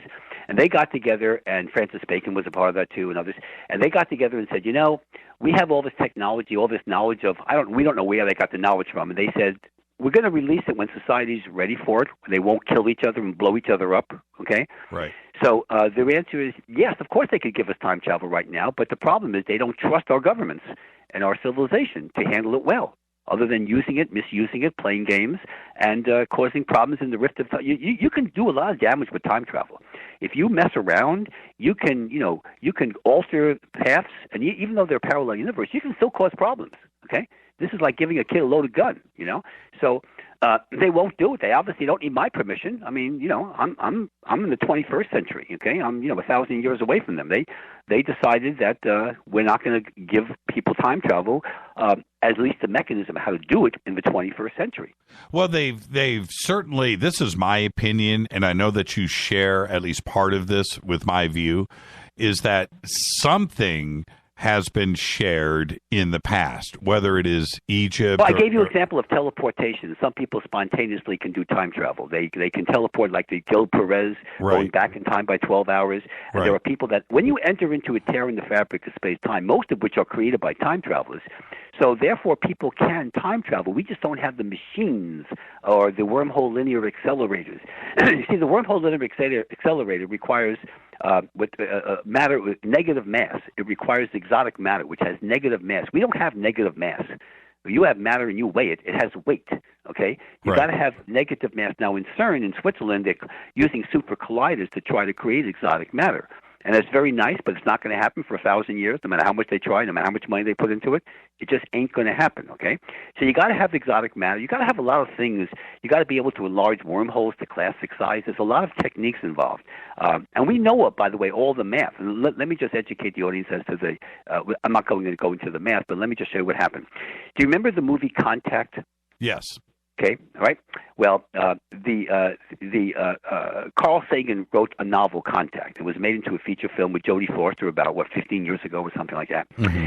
So Carl Sagan, one of his best friends, is Kip Thorne at Caltech, Pasadena. He's an astrophysicist. He's extremely smart. To show how smart he is, he outdebated Stephen Hawking on the existence of black holes. Yes, That's how smart he is. Yes, okay? he did. He won a big dinner, okay? Yes, he did. Right, so he went to Kip Thorne and he said, look, Kip, he says, I'm writing this novel, but I want to make it technically accurate. And Carl Sagan is an astronomer. He's not an astrophysicist. So he said, I'd like you to run the math and do some time travel things and just give me an idea about, the mathematical concept of time travel. So Kip Thorne wrote an article in 1978 in September called, it's a long, I don't want to bore it's a long name, but basically it was published in the Physical Review Letters, which is a technical physics journal for professors, okay, and people in the field, right? And it was documenting and laying out, remember, this is a technical journal, and Kip Thorne is a brilliant guy, okay? Laying out the mathematical models for wormhole linear accelerator. In fact, he said an advanced civilization could pull a wormhole, which is microscopic in size now, out of the space-time continuum, enlarge it to classic size, use exotic matter, going into all the details, and they would have a time machine. Okay? Right. But we can't do it, but we know the mechanism is there. We know the math behind it. We just can't do it because we don't have exotic matter and a few other items. That's right. So basically, it's real. Okay, this is a hardline science article. Okay, this guy. And by the way, you don't think people trying to disavow that article? Some of his, sort of like Einstein tried to kick around quantum physics in the 1930s in articles and journals. He lost that one. Okay, right. The quantum physicist won. Okay, the Solvay Convention of 1926 stands uber alles. Okay, so my point is that the models are there. There's no argument about the models there. Okay, so they do it, but again, they're not going to give us the technology if they don't trust us, and I don't blame them. I mean, we have misused nuclear power. Can heat a city, or it can blow up a city too. And they don't like all the wars and all the problems and terrorism and all this other kind of stuff. That doesn't help them with time travel. So can you imagine a terrorist using time travel to go back in time and play some games with governments and societies, right? Yeah, we would have to have time travel police. Well, you could have the people in airports looking at your bags. How was it, 95% failure rate? I mean, there's a lot of problems with our ability to protect our people here. So that's why they won't do it. So let me complete the thought about the parallel universe. When you go back into a parallel universe, or go side by side, and you can go backwards and forwards in time too, as I mentioned. That's called a parallel universe. Okay. Now this is something called a parallel self. And this is where it gets fun. A parallel self is your soul occupying another body on this universe, on the same universe. It could be male or female, which is your essence. So in other words, if you ran into yourself, your parallel self, you would think that you are like Siamese twins. But it's a different person. Gotcha. Okay? Gotcha. All right, so it's called a parallel self. Remember, it's the same universe, whereas a parallel universe is obviously a different universe. So here's an example of a salesman I knew when I was in Baltimore years ago. He's a salesman, and his territory goes as far as Cincinnati in Ohio, but he's never been north of Cincinnati. You'll see why that's relevant. So we're doing some, he's very interesting he's interested in my techniques and out-of-body stuff, and he doesn't know anything about parallel universe or parallel self. So we're doing this thing, and he says, Doctor, he says, I'm coming up with this name, and this is really weird, because he thinks he's going back in time to a past life and all kind of, or future. And I said, what's going on? He says, I'm in Cleveland, Ohio. I said, okay, what year is it? He says, it's like today. Okay. And I said, what are you getting in Cleveland? He says, I'm a woman. Okay. I live in Cleveland. Okay. What? Okay. Right? All right. I'm with you. And I said, do you have a name? Do you have an address? Do you have a phone number? He gives me everything, right? And I said, okay. So we go through the thing, and then at the end of the session, he goes, what is that? So now I explained the concept of a paragression. Actually, it's not a paragression. It's a parallel. This is a parallel self. So I said, look, you're going to go to Cincinnati in a couple of weeks on one of your little sales things, right? He goes, yeah. He says, well, Cleveland is, up the river a little bit. It's maybe a few hours by car or something. So why don't you call the woman and use your sales technique and meet her?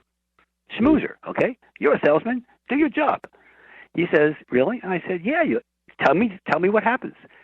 So he says, okay. I mean, he's got all the information, right? Can you imagine calling this woman and saying, he didn't tell her that he's a parallel self. Right, He's just trying to schmooze a meeting with her. Right. So he talks to her, and using his techniques, he arranges a meeting with her. I don't know how he did it, but, what his line was, but he did that. And then I said, so what happened? He said, well, doctor, it was the most weirdest experience in my entire life. I really felt like I was talking to myself. You think? He said this woman was like, we knew everything about each other. We had the same taste.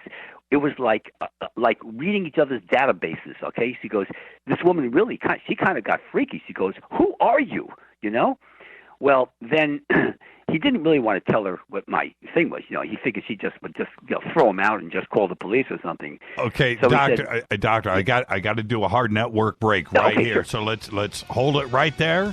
We'll finish the entire thing when we come back. This is Fade to Black. Our guest tonight, Dr. Bruce Goldberg. I'm your host, Jimmy Church. This is Fade to Black. Be right back. Stay right there.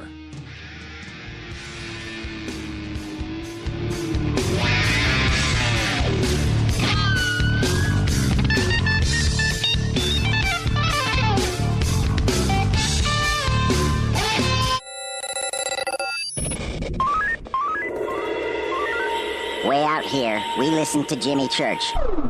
You're listening to Fade to Black. Always on the edge of the hottest alternative talk. Jimmy Church with Fade to Black. KGRARadio.com. ¿Qué tal, mis amigos? Yo soy Mario Carson, el tiburón, y los invito para que escuchen a mi buen amigo Jimmy Church Radio. ¡Claro que sí! Attention CPAP users. Stop the insanity and torture of your CPAP mask. Don't you hate the skin irritation and terrible leaks? Jump on the CPAP Pro train, invented by an actual CPAP user that became so frustrated with CPAP masks. Are you ready to try something new? With absolutely no straps or headgear? Go to nomask.com and get the best night's sleep ever. Free to Medicare patients. Go to nomask.com. That's NOMASK.com. If your home has hard water, then it's likely that limescale is clogging your pipes, damaging your appliances, costing you hundreds of dollars each year. You can eliminate limescale in the entire house with HydroCare products available at Wave Home Solutions. Easy and efficient with no maintenance, no salts, no chemicals, and no coils. And you can buy with confidence from Wave Home Solutions. Performance guaranteed. Just go to bestwater411.com. That's bestwater411.com. These statements have not been evaluated by the FDA. This product is not intended to diagnose, treat, cure, or prevent any disease. Work with your doctor when taking medications. Make Protovite part of your healthy lifestyle. Healthforliberty.com is your source for Protovite, a powerful nutritional supplement that's a true breakthrough for your health. Poor digestion makes it nearly impossible to absorb the nutrition your body needs. Protovite is a liquid multi-nutrient formula with patent-pending absorption technology and the highest quality ingredients to nourish nourish every cell in your body. My name is Sandra White. 6 weeks ago, when I started taking Protovite, I was on 14 medications, from everything for blood pressure to fibromyalgia. In the first 10 days, my blood sugar dropped 50 points, and my fibromyalgia pain is gone. And so was 12 of the 14 medications that I was taking. I'm 66, living life and loving it. Go to healthforliberty.com right now. That's healthforliberty.com. Thank you, Protovite, for giving my life back. You are listening to Fade to Black with Jimmy Church on the Game Changer Network. Oi, oi, I'm Reese Evans. You're listening to Jimmy Church. This is Revolution. The revolution will not be televised. The revolution is on radio. Ciao.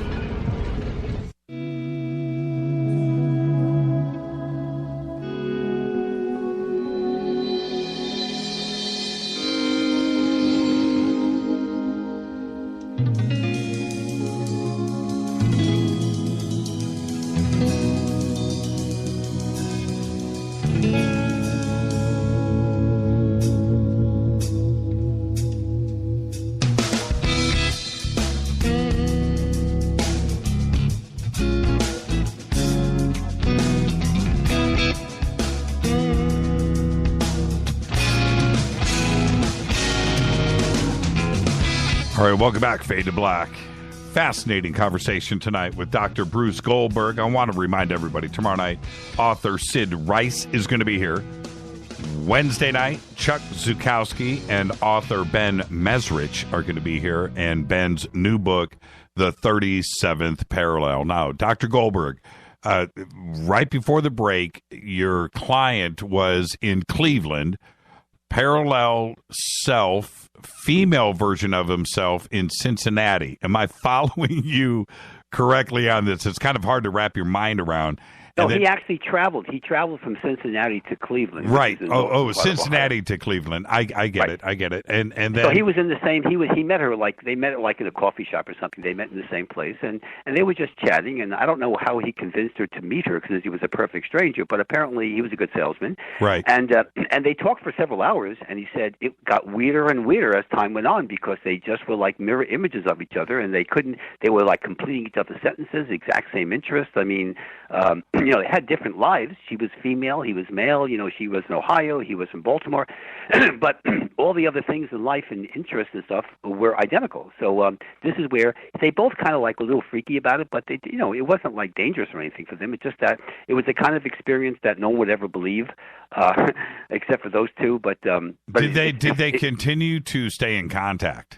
No, to my knowledge, it was just kind of like they just felt it was a little bit too weird, to continue on. Yeah, this was a long time ago too. This was not like last week. Okay, so I'm trying to separate the difference between a parallel self, which is the same universe, you're still occupying two different bodies genetically, DNA-wise, versus a parallel universe, which is a different universe where your DNA is exactly the same as it is now. Right. See? It takes incestuous to a whole nother level. I mean, they didn't do the nasty the last I heard. Okay. Man. Well, that's what everybody's wondering, and myself included. But that I know. But remember now, it's not like they were brother and sister. Okay, they're two different lines here. Okay. Right. So what I want to do now is since we alluded to time travelers or chrononauts, as I call them, I'd like to discuss the concept of time travelers from our future. Sure. Now, those of you listeners that are interested in the details of this, I have two books out called Time Travelers from Our Future is the main one. And the cover of that book, by the way, it's also on my website. There's a artist depiction of what a 36th century time traveler looks like. And he looks like a Malibu beach bunny, a beach guy, surfer, but it is a real time traveler from the future. Do you have those four images up on your site? No, I don't actually, but they're in the Time Travelers from Our Future book. Okay, Things, gotcha. okay.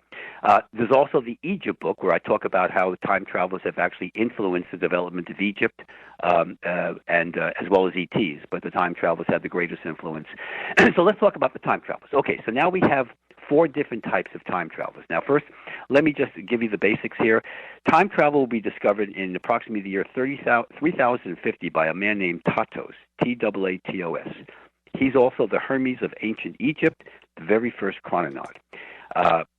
He was he's sort of like the Leonardo da Vinci of the future. He's a brilliant scientist. He's a anthropologist. I mean, this guy's got more degrees than a thermometer. Okay. Prior to actually moving back in time, holographic images were sent into the past from his laboratory. Okay, so he was doing experiments with images, then objects, then animals, and then eventually humans. Okay. So you might say, if you go back in history and you study the Greeks, you know, the oracles, how they had the visions of the future. That's right. Some of that was time travel experiments. Okay, so you see how that works.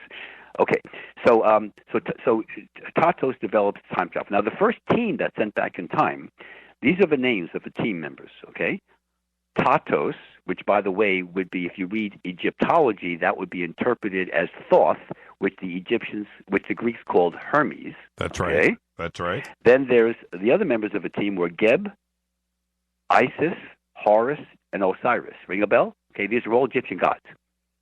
Now, if you were traveling back 5,000 years ago, and you came in with a wormhole linear accelerator and were doing teleportation and levitations and all kinds of advanced technology, you would be treated as a god. They either kill you or they worship you as a god. And they also did something called quantum medicine. So I want to discuss that for a moment before we dissect the time travelers. Quantum medicine is a form of futuristic technology where they combine color and sounds via fifth-dimensional computer chips, so that if you lose a limb, an arm or a leg, you can reconvert it. You can regenerate the arm and limb like a lizard can. If somebody dies and you catch them within 24 hours, you can resuscitate them. That's quantum medicine. It's really heavy stuff. And as a medical man, you can imagine my interest in that. Okay, so let's discuss the time travelers. Now, we have to separate time travelers into two eras. One is from the 31st century, 3050, give or take, to the end of the 34th century. Time travel will be done by wormhole linear accelerator. It's a primitive technique. It takes you back in time. It's not particularly dangerous, but every time you go back in time, you cause a tear in the fabric of space-time where weird stuff happens, okay? So it's not the greatest way to go back in time. So in 3050, it's done by machine. Right, wormhole linear accelerator, right. Got it. All the way to the end of the 34th century. Got it. Now, in the 35th century, they discovered teleportation to go back in time. So this is the equivalent of having like a little radio on your belt, okay, like a little device about the size of an old radio. You push a button, you do a few little things, and you disappear into the space-time continuum, tear of fabric of space-time, whatever. Actually, you don't have a tear in the fabric of space-time. When you teleport back in time, you don't cause tears in the fabric of space-time, you see. So you don't harm the universe by doing that. So in the 35th century and beyond, then it's all done by teleportation. The man who's on the picture on my book cover, Time Travel from Our Future, his name is, this is Traxler. He's from the 36th century, so he teleports back in time. And by the way, the fifth-dimensional travel technique, the tape or the CD I give if they order the book from my site, that will help you to go into the fifth dimension, and you can actually meet a time traveler. You can confirm my research. You can meet an extraterrestrial, a Pleiadian, or some of the positive ones. You can meet your higher self. You can meet spirit guides, a departed loved one, all kinds of fun stuff you can do in the fifth dimension. So let's say with the time travelers. The first group now have the Greys. Yes, we will have extraterrestrials living on this planet. And they were, large black eyes, 3 to 5 feet tall, no earlobes, 4 fingers in a toe. They appear as little whites, little blues, and little grays, okay? They're kinder and gentler. They're not the evil ones that you see pictured by Hollywood today. Right. None of them have body hair. And they all wear one-piece uniforms with a triangular insignia. This is important. If you see an ET or some ship or some device that has a triangular insignia, that's futuristic. They always use the triangle. Now, these are the gophers. These are the people that will maybe do an abduction, or they do the dirty work. They're kind of like the grunts of the futuristic, even though today we consider a Grey to be intellectually superior to us and technologically, right? How do they get 25 light years away to Earth, right? But in those days, they're the lowest level, okay? The next one is called the hybrid time travelers. These are, they're about 5.5 feet tall. They have skin ranges from whitish hues to bronze. They look quite human, except when you get close to them, they have these large faceted eyes. They're hybrids between humans and ETs, like Greys. And they have these odd-looking foreheads. So the closer you get to a hybrid, the more you realize you're not in Kansas anymore, okay? Gotcha. Now, the last one, or the next to the last one, the one we're going to deal with now, the leader of a time travel team is a pure human.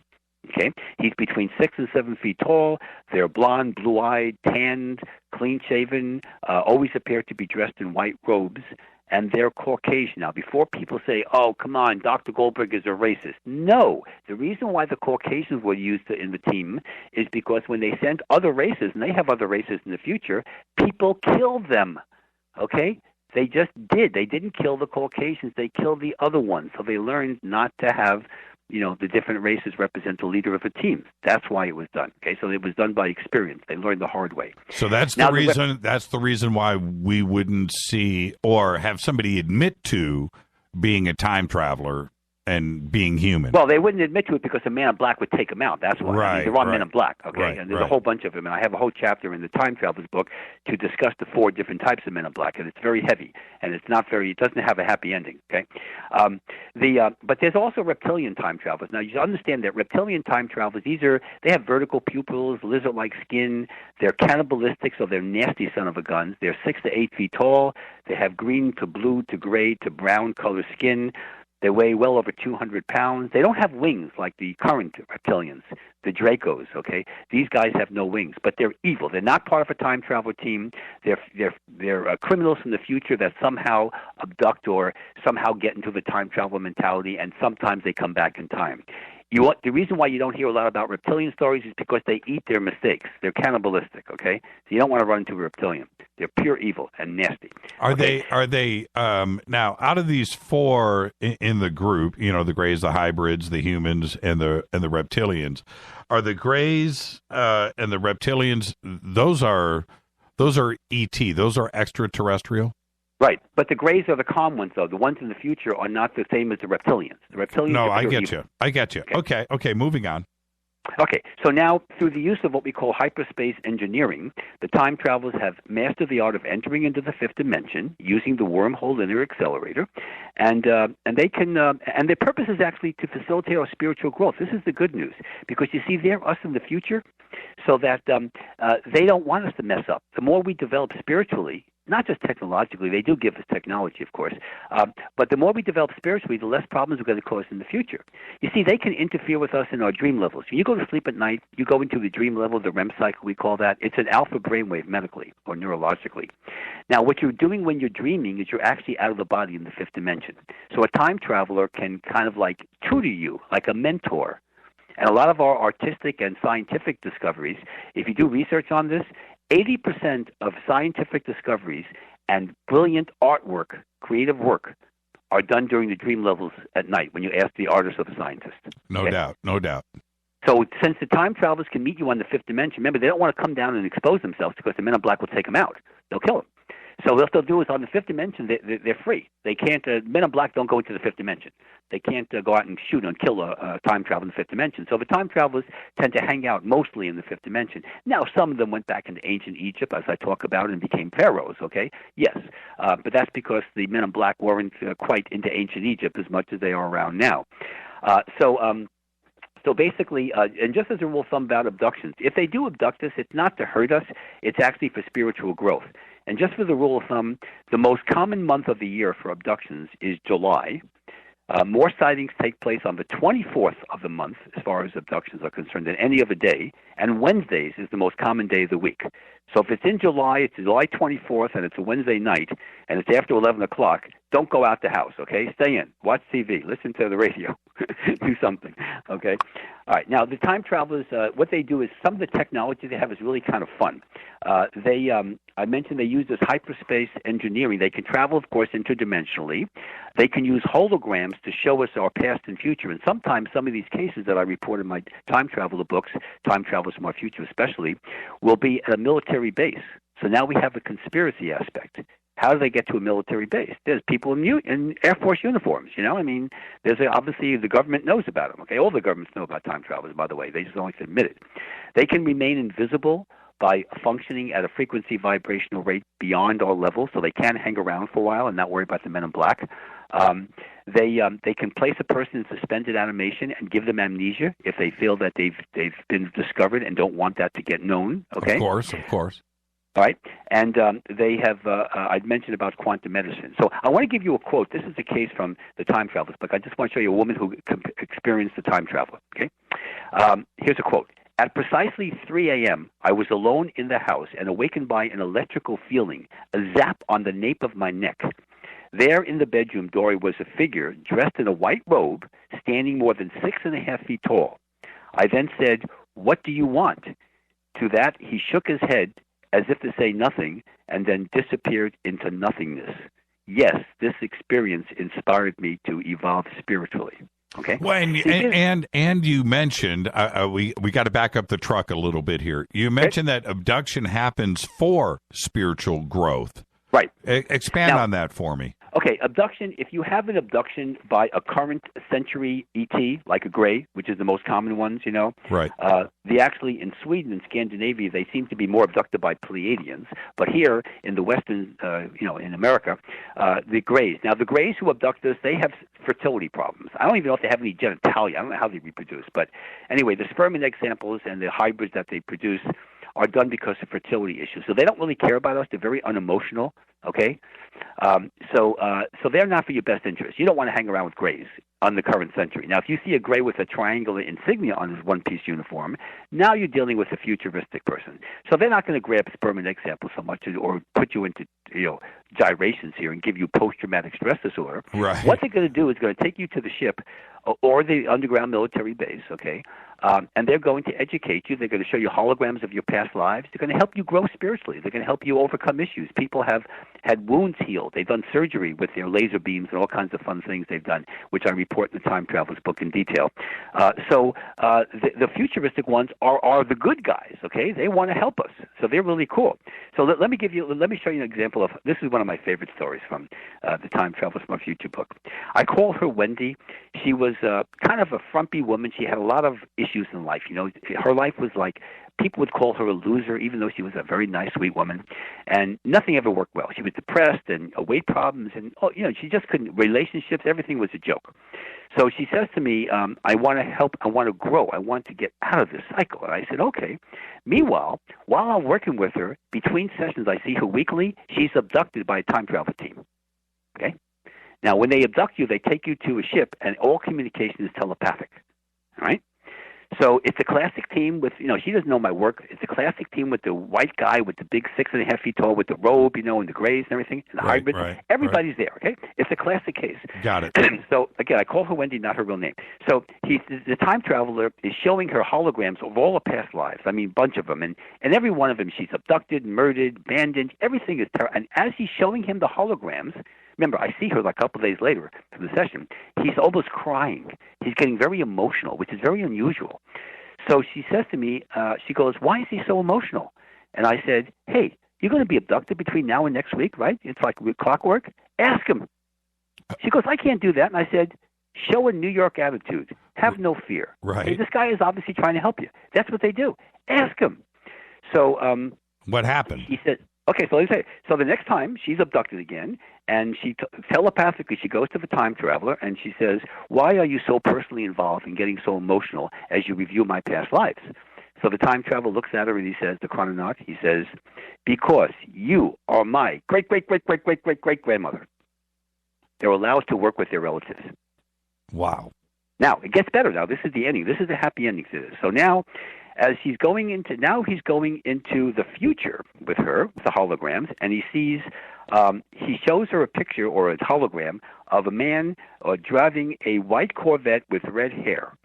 And he says to her telepathically, "Keep this in mind. This is going to change your life." And she goes, "Okay." She doesn't know what to do, right? I mean, this guy's... All right, so now the abductions end now. So I finished up with her, and I said, okay, I made notes in my chart, red hair, white Corvette, okay. So now we fast forward about 1.5 years, and she calls me up, and she goes, "Doctor, this is Wendy," not her real name, okay. And I said, "What's going on?" I said, "Yeah, I remember you." She goes, "I just met Frank. He's got red hair, a white Corvette, and we're engaged." Okay? Shut up. Really? Now another year that goes by, I think 1.5 years maybe, and she calls me up and she goes, "Doctor, I just want you to know that Frank and I have a baby boy." And I said, "You know something? You're going to have maybe some other children. Your baby boy is going to grow up and have children. And one of these days, in about 12 or 1,300 years, you're going to have a time traveler, the guy who worked with you. And she goes, really? And I said, really. So there's a happy ending. There's a Hollywood ending to a time travel story. Now, if we have 3050, we have 3400, we have 35. These are all significant time events in the future.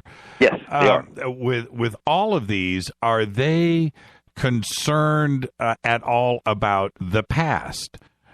Well, as far as the people are concerned, because people ask me about this, I've done progressions as far as the 50th century. So human beings are going to be on this planet until at least the year 5000. And there are different time travelers there than there are in the 40th century and the 30th, et cetera. Okay. So what happens is that this is a big question. Are we going to have nuclear wars? Are we going to have terroristic? Right. The answer is no. This is where I'm known as Dr. Positive with George's show and some other shows. We're going to have some problems, as we always have, with terrorists and some idiots, and somebody shoots up a bank, it's going to be like Dog Day Afternoon. You're always going to have jerks doing that, and jerkettes, as I call them. But as far as the big picture, no. You're not going to have any fascist government taking over the country or nuclear wars or cold fusion wars or any of that stuff. No, nothing. As a matter of fact, technology in the future is really kind of cool. By the 23rd century, we're going to control the weather. I mean, we're going to have teleportation stations in all your apartments and homes by the 25th century. Would you like to know, here's an example, would you like to know some examples of 35th century technology? Well, that's obviously where I was going is, did they share not only with you, but with us present day and in the past, some of this technology? And is there evidence? Because I firmly believe, Doctor, that we've had too many crazy leaps in technology and knowledge. Right, sure. Right. Well, even notice now, you want to hear a parallel here? Every time we have a leap in technology, it follows UFO observations. Every time.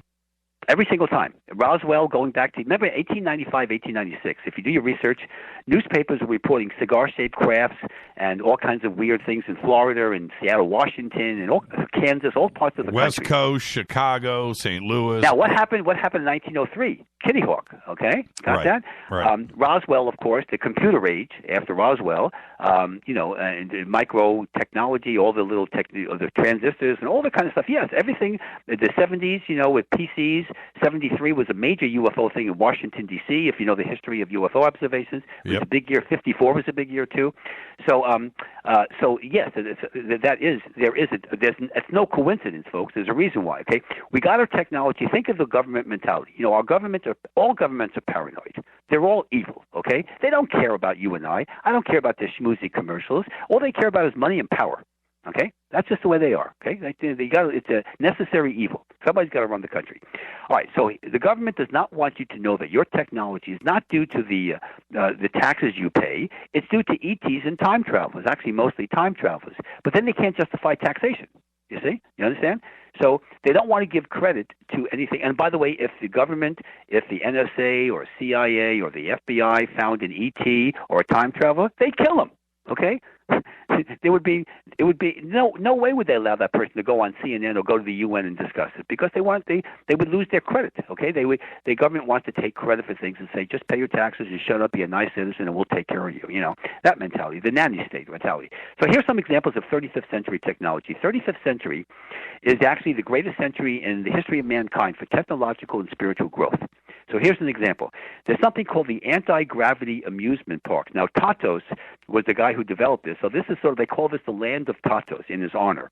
And it floats around several thousand feet above the earth with a force field around it so people won't fall off the edge. And what they do in the amusement park, there are no rides per se. You don't have cotton candy there. You go back in time. So you take the family to the land of Tatos and you go to the Renaissance for the weekend. Okay?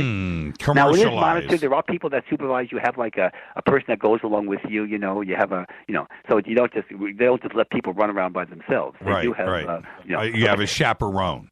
A chaperone, right? A futuristic chaperone, okay, with a triangle on his outfit, okay? Right.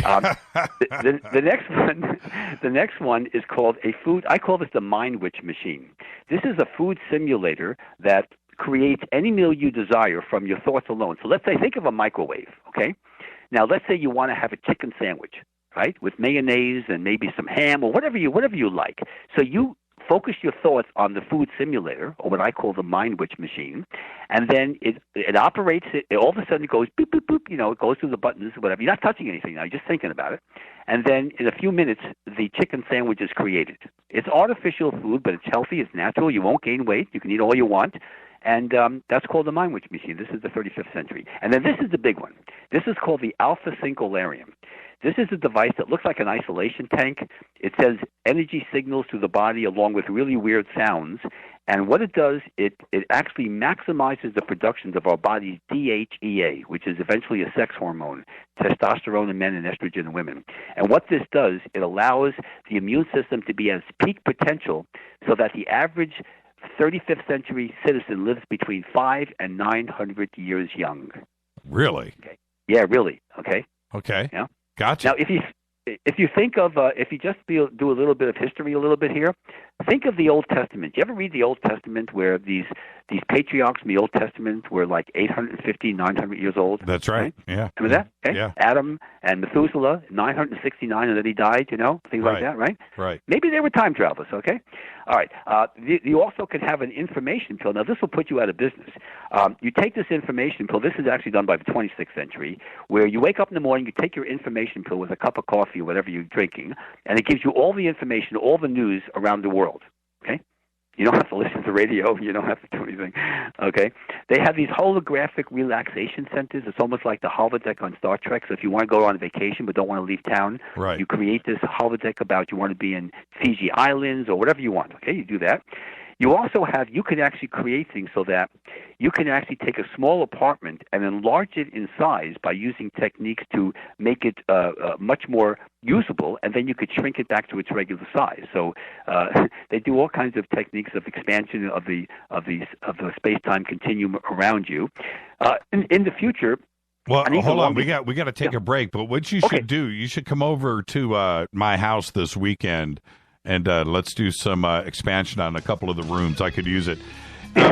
Dr. Goldberg, when we come back, I want to talk to you about some of the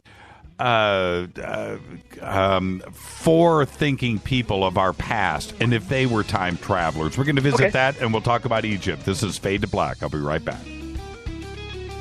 Hi, everybody. This is Rob Halford, the Metal God, on JimmyChurchRadio.com. KGRA Radio. Intelligent talk. So, you love talk radio? Then you'll love TalkStreamLive.com. TalkStream Live is always on, 24/7, with the best streaming talk shows. Find your favorite talkers and discover some new ones. It's free, readily available online or on the smartphone or tablet. Finding your favorite talk shows all in one place has gotten a whole lot easier. Just go to TalkStreamLive.com. Be sure to download the free apps from Google Play or the iTunes App Store. Are you tired of brown rust stains on your toilets, sinks, and clothes? Does your water smell and taste bad? Don't live with these problems anymore. HydroCare's revolutionary well water systems, available at Wave Home Solutions, gives you clean, healthy, great-tasting water from every faucet. They remove iron, hydrogen sulfide, sediment, and many other contaminants that are distasteful and damaging your fixtures. You'll be amazed how fresh and clean well water can be. Satisfaction guaranteed. Go to bestwater123.com. That's bestwater123.com. So, you love talk radio? Then you'll love TalkStreamLive.com. TalkStream Live is always on, 24/7, with the best streaming talk shows. Find your favorite talkers and discover some new ones. It's free, readily available online or on the smartphone or tablet. Finding your favorite talk shows all in one place has gotten a whole lot easier. Just go to TalkStreamLive.com. Be sure to download the free apps from Google Play or the iTunes App Store. Fate or not, things are never what they seem. For the past century, forbidden subjects such as UFOs, backward engineering, human abductions, secret space programs, underground bases, suppressed free energy devices, and other fantastic notions have tested the human mind, forcing it to decipher fact from fiction.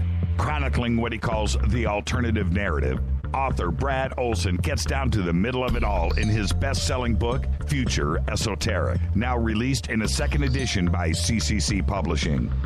And now, you can get Future Esoteric at a special price, plus another free book by just using the promo code Jimmy when you check out.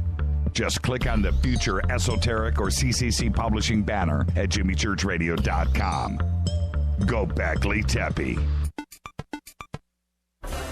Did you know that when you're on the road with limited data or Wi-Fi available, you can still listen to every minute of Fade to Black by just calling 605-562-4482.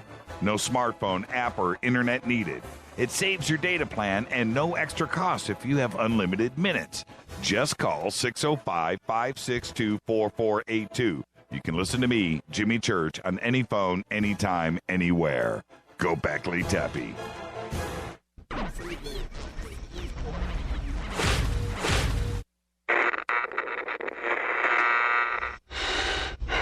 You want to know a secret?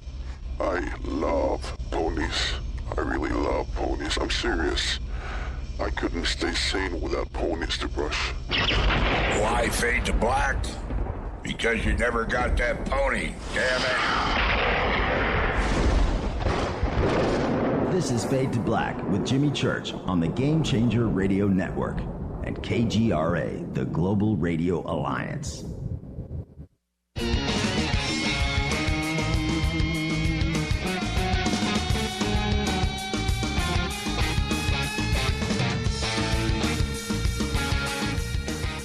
All right, welcome back, Fade to Black. I'm your host, Jimmy Church. You can follow me on Twitter right now at JChurchRadio. That's what you want to do. The sandbox in Twitter is hashtag F2B. Questions for myself or Dr. Goldberg, hashtag F2BQ. Now, Dr. Goldberg, right before the break, I wanted to ask you about some of the people from our past, and I'm going to go straight there. Leonardo da Vinci. Was he a time traveler, or did he communicate? He's a time traveler protege, okay, meaning that he's one that was significantly influenced during his dream levels by the time travelers. So he would be one. Einstein, Tesla, these are time traveler proteges. They're not time travelers themselves. Yeah, there was just, I find it hard to believe. Look, I'm not trying to take away from Da Vinci's genius. In no way am I trying to be demeaning here. But he certainly had a vision of the future. Something happened, either that or it was communicated or shown to him as well. Either he did. Well, there is a story about. I'm an expert on Da Vinci, and Da Vinci, by the way, if you ask scholars around the world, okay, who is the greatest mind in history? It's Da Vinci. No doubt. Okay, not even close. I mean, the guy wrote his notes backwards. That's how he figured out by putting it into a mirror. How brilliant is that? This is like, 600, 500 years ago. All right, this is what happened with Da Vinci. This is one of the ways we explain it. Now, it's not, there are no videotapes around, okay, but this is something very interesting. If you know Da Vinci, he kept his notebook. He always went around. Everywhere he did, he would put down, buy 3 eggs at the supermarket, release the pigeons. He's an animal lover, So there was a time when he was in his mid-20s. He was in Florence. And he went to a cave. He was exploring nature because he was a real naturalist. Okay, that's right. If you look at his pictures and everything of insects and everything, whatever, and he disappears for about 3 days. Nobody knows where he is. He's in a cave in Florence, somewhere in the woods. When he comes out of that cave, and nothing happened before he was in that cave, all of a sudden he starts drawing pictures of people with elongated heads, like cone-shaped heads, and E.T. type of looks. He never did that before, okay? There was no record of what happened during those 2 or 3 days, which is unusual because Da Vinci wrote in his notebook every single day, several times a day. Okay, I think what happened was he was visited by time travelers, and maybe E.T.s, or E.T.'s part of the team, and they showed him holograms of the future. Now, I'm not knocking – the guy was brilliant. This guy made, Einstein look like a third grader. This guy was unbelievable. But I do think he had some help in some of the visions. Now, he came up with the models to do that. Some guy recently made a parachute that was under Da Vinci's design and jumped out of a plane, and it worked. Mm-hmm. Saw it. Right? Yes. You saw it, okay? So Da Vinci, you can show him a parachute, or you can show him a plane in the future, or a helicopter, and maybe even a tank. But you know what you can't do? You can't teach him how to do the drawings, how to lay it out. And that's what he did, okay? He developed all kinds of mechanical devices. There's the mechanical. You know about the mechanical lion he developed at the end of his life in France? Oh, absolutely, absolutely. It's one of the most incredible things that he had ever done. I did a show a few months ago for History Channel on time travel, and one of the points that I brought up in that show was exactly what we're talking about here. And I'm glad that you brought this up. was Da Vinci going to the cave.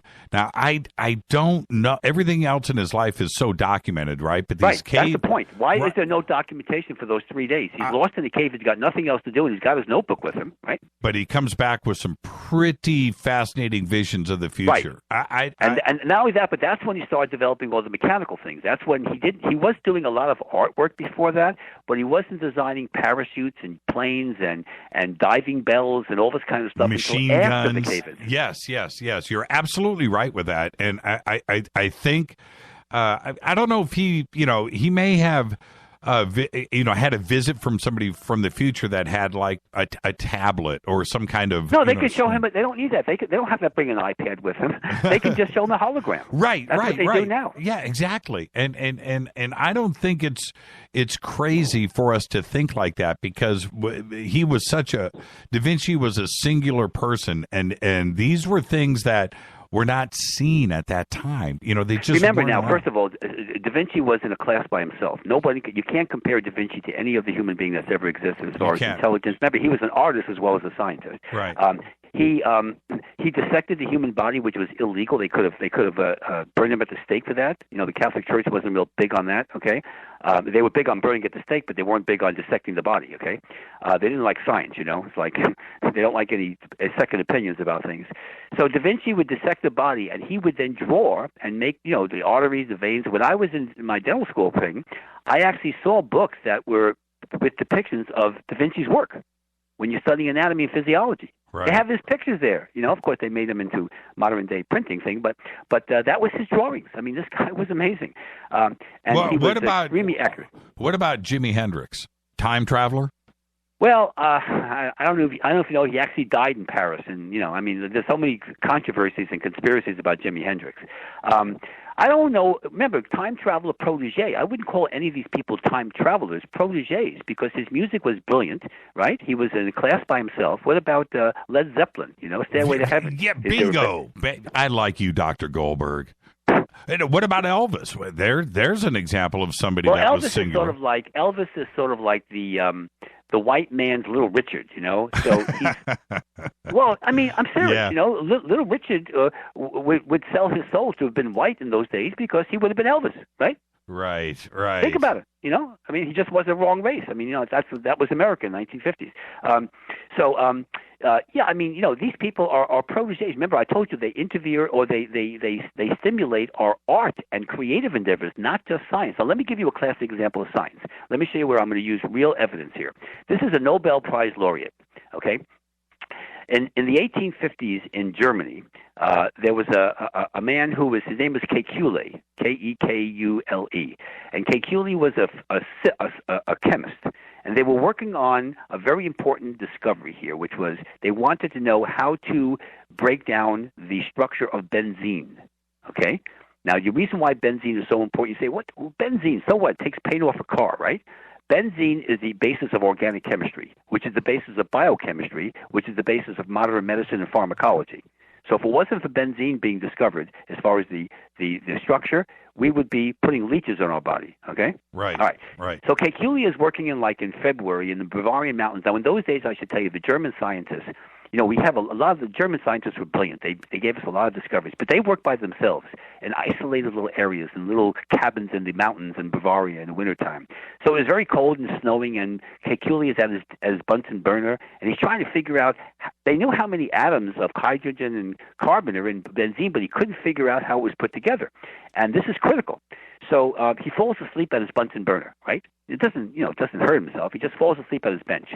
Now he has a dream. Remember I told you about dreams now, time travelers, right? Right. So he dreams that it's a nice spring day, and Kekule is walking in the park on a nice spring day. Remember, it's February now. It's like 12 degrees below zero there.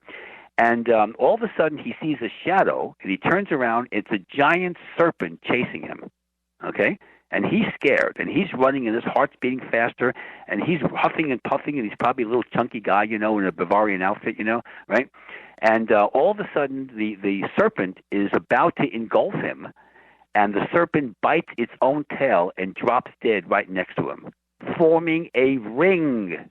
the benzene ring. Interesting. Okay? Right. So he gets up, he wakes up the following morning and says, wunderbar, it's a ring. Okay? Give me some Venus Schnitzel and get my Nobel Prize ready. Well So played. he forms the benzene ring. And that was, now he told that story, he would give lectures, he got the Nobel Prize, and that set up organic chemistry. And then he would tell that story in lectures. He would say, yes, I was having this dream one night, and blah, blah, blah. So this is a real story. This is an example of my guess as a time traveler gave him that little dream and gave him the intonation so that the benzene ring would have been developed. Because I don't know how people would have developed in those days. They just didn't have the technology, and that would have stalled science by a long time, and especially medicine. So there's an example of a time traveler innovation, I think. I'm giving my theory, okay? I can't prove it, but it's very logical based on the techniques and the mechanisms I'm describing. What about Tupac? Tupac was a time traveler. Oh, come on. Okay. Now let's back up, Doctor. Give me. How about rap? How about rap music disappearing into the vortex in the next couple of years? Well, okay. see that there's a few different genres in rap. Yes, I know. Okay, so but I'm into. You know what my favorite genre is? You know what the greatest era of music in the last couple of hundred years is? 10-year period. Give it the to me. 1960s. Okay. You see. You want.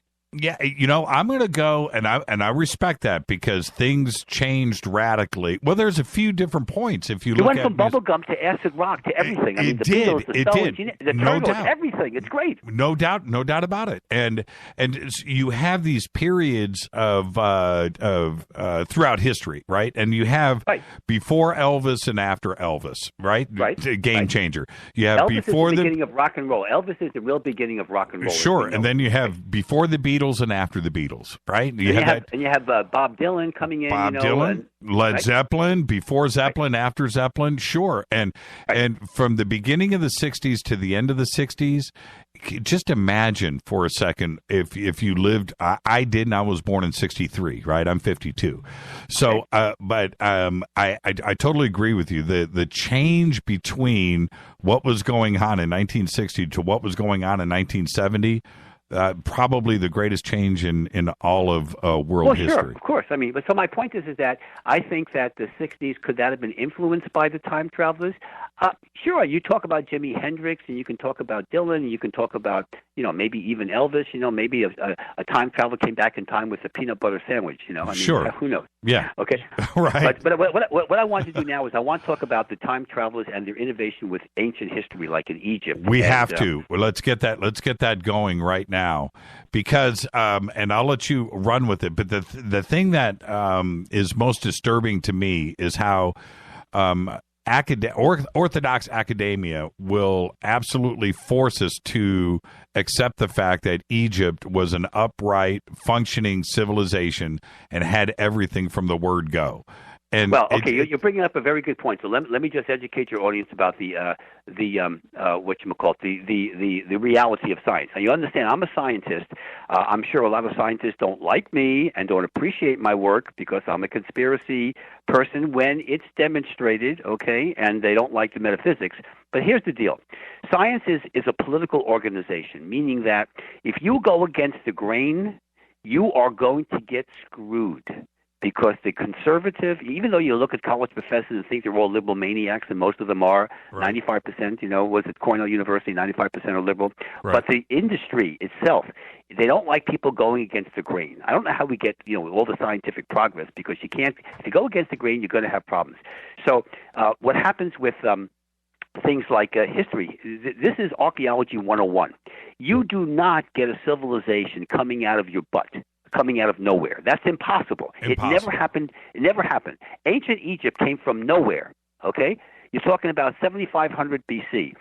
People are settling along the Nile River. And then, a few hundred years later, they're building pyramids, okay? Right. Nobody else is building pyramids. The Pyramid of Giza is the largest structure in the world, okay, when it comes to pyramids.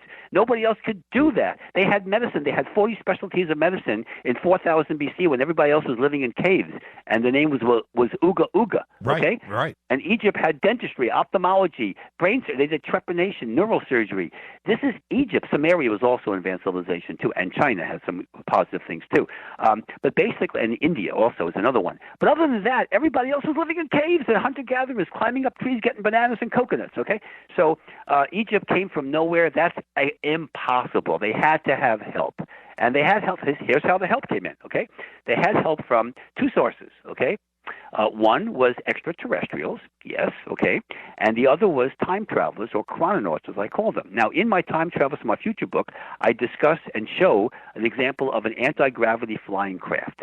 This is a craft that's about 9 feet across. It looks like a triangle, and it actually is anti-gravity. That's how you move the big blocks. All these hundreds of tons of blocks moved within a quarter of an inch of accuracy. That is impossible. Even Japan, Tokyo, in 1979, they tried to recreate the Pyramid of Giza by using modern equipment, and they couldn't do it. Okay? Right? And this was, allegedly 2500 BC. It's a lot longer than that. It's older than that. It goes back to about 10,000 BC. Yes. So, which is even more significant because you're going farther back in time. You ever notice how you go farther back in time, the more technology you see? It's almost like, Planet of the Apes here. I mean, it gets to be heavy. So here's the way it worked. You had the time travelers helped our civilization. Now, you have to also deal with the civilizations of Atlantis and Lemuria.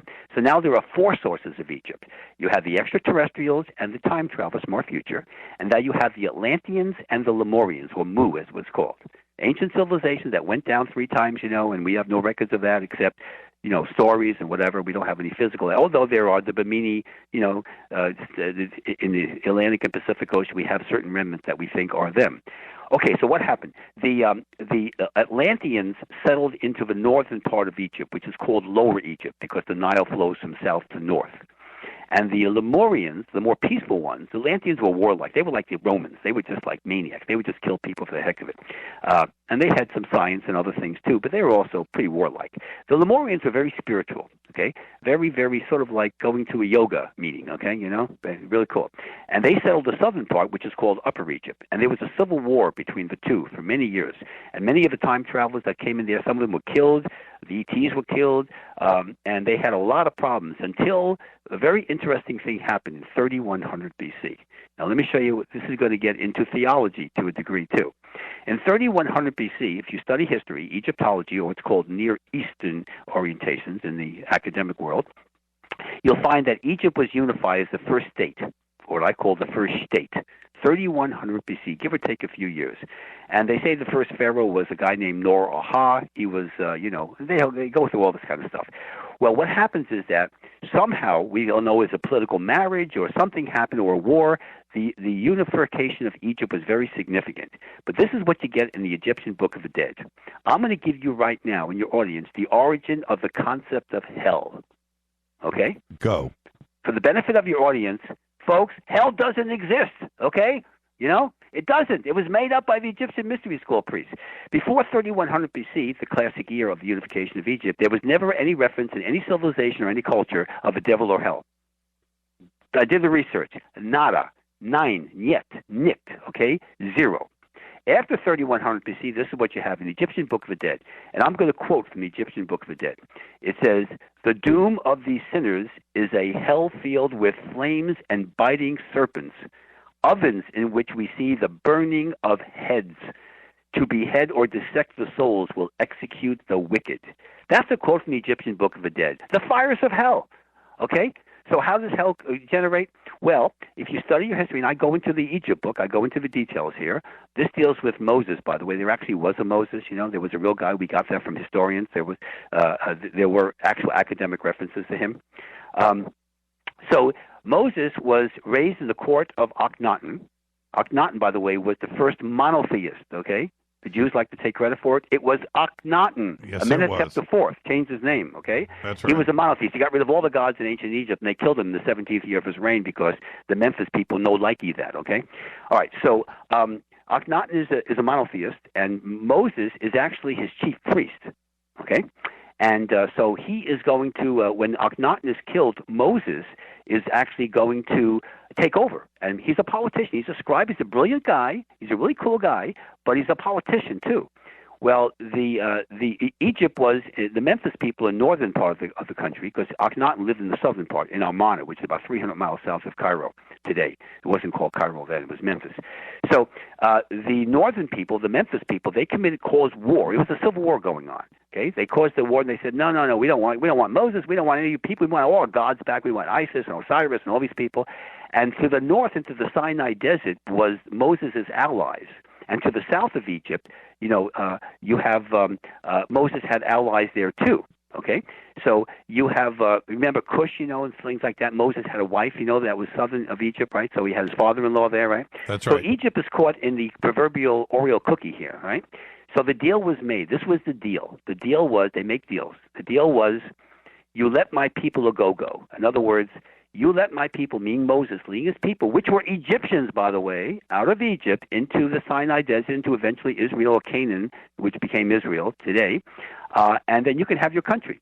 And Moses did that, and he became the leader. Of course, if you read the Old Testament, did he die before he got to River Jordan? Whatever. I'm not going to go into all that. But the point is that was the history of the Jews. Okay, that was monotheism, and they were all Egyptians. And if you take a DNA sample of an Egyptian and Jew, it's the same DNA. Okay. Going to be the same haploids. Okay, they're the same. That's okay, right. They're Semites. So then Moses, because he was raised in the court of Akhenaten, because he knew the Egyptian Book of the Dead, he took the concept of hell, and there's only 2 references in the Old Testament. Whether Moses wrote the Old Testament, nobody thinks he really did. They think that it was, it was done over a period of centuries. But there's a little section in the Wisdom of Solomon, and then there's the Book of Daniel. A couple of references to everlasting contempt, which would be hell. But just 2 minor things.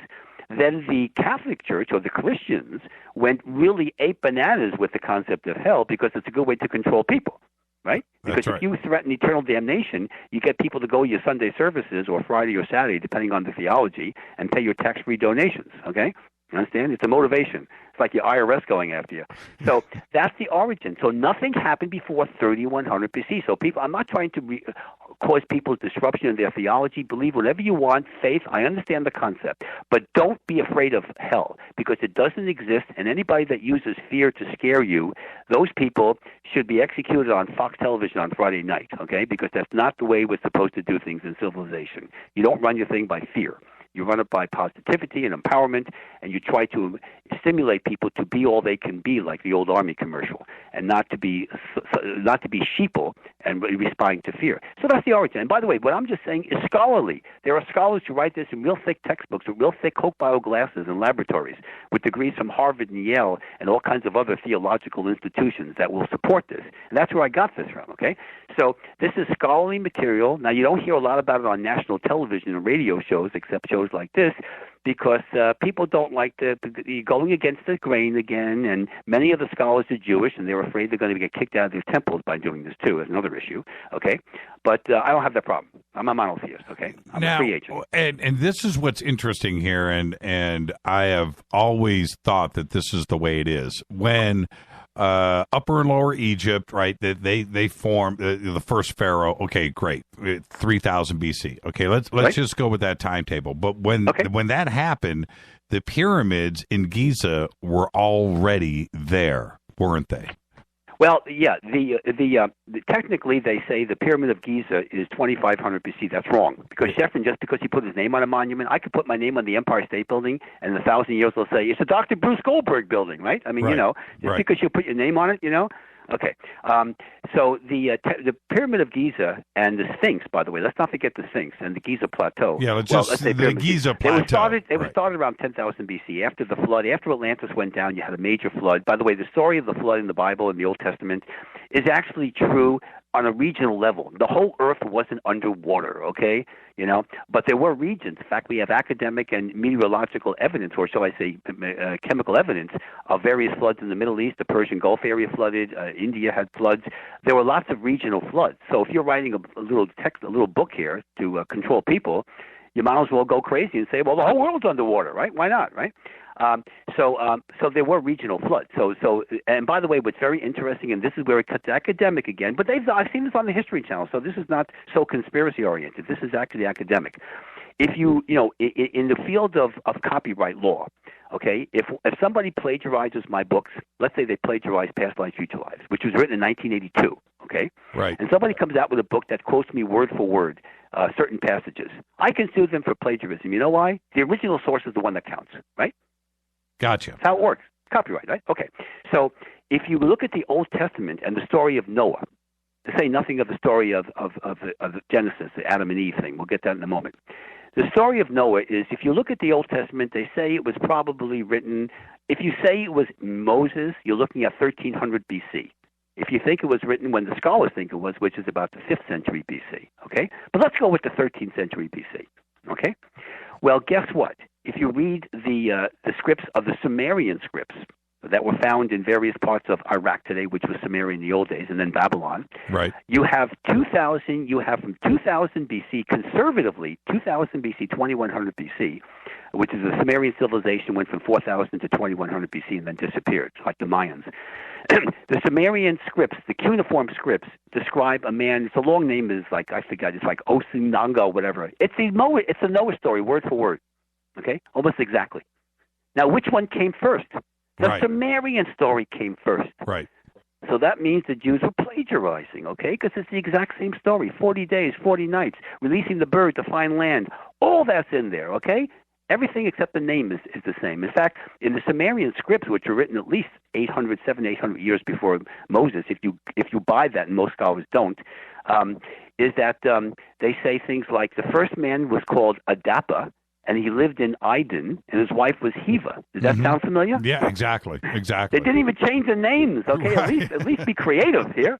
You know. All right. So my point is that, and I'm not trying to cause people look. Just I believe in make love, not war. Okay, right. But the point is that this is scholarly stuff. I'm not making this up. This is scholarly stuff. A man named George Smith in 1876 wrote about this.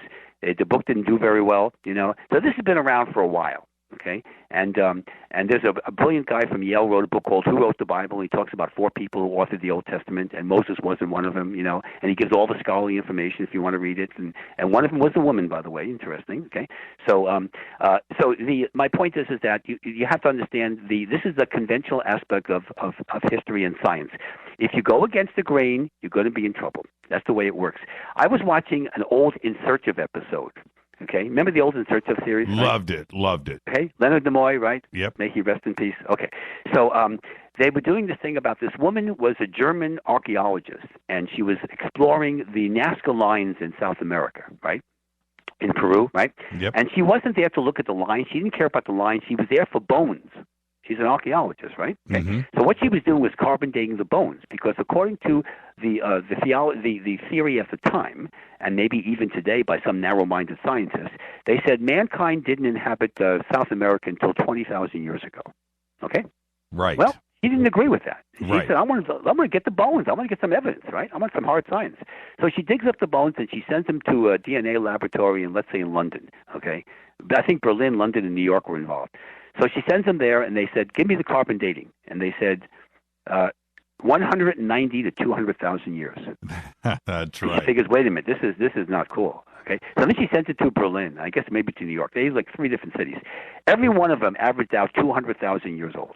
Okay? Well, so she published an article. Now I've got to take a break, and we'll finish it right there when we come back. Okay. And also, when we come back, I've got to ask you, because we're discussing time travel and all of these events, is the Mandela effect. And what are your thoughts on that, too, as well? We'll follow up on all of that on the backside. Our guest tonight, the one and only Dr. Bruce Goldberg. I'm your host, Jimmy Church. This is Fade to Black. Stay right there. We'll be right back.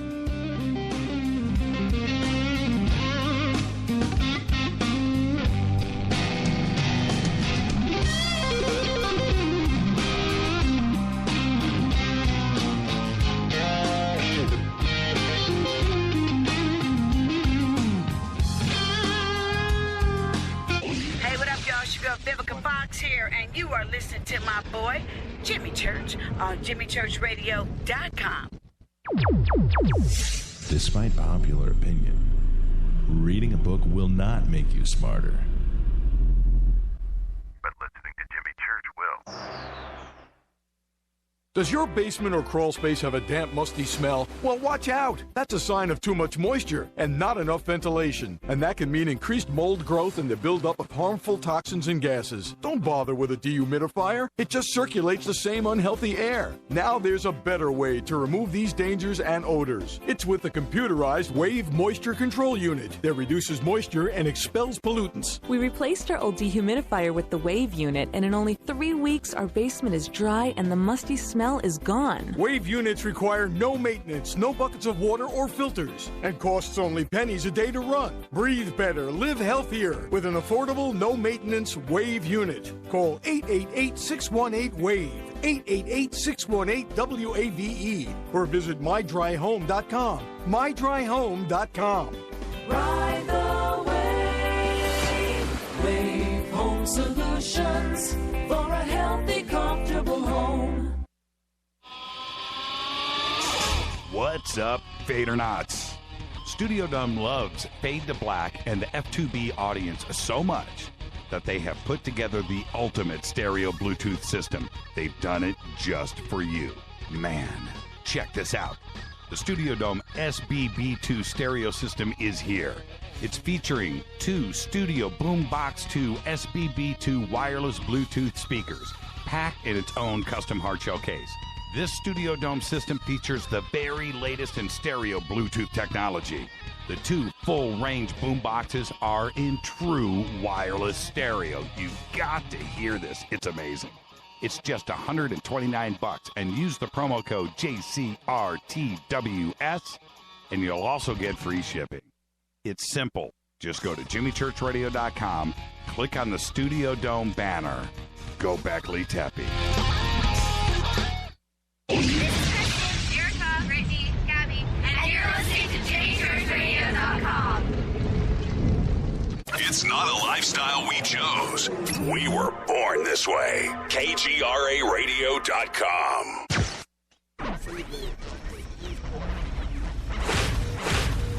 This is KJCR at JimmyChurchRadio.com.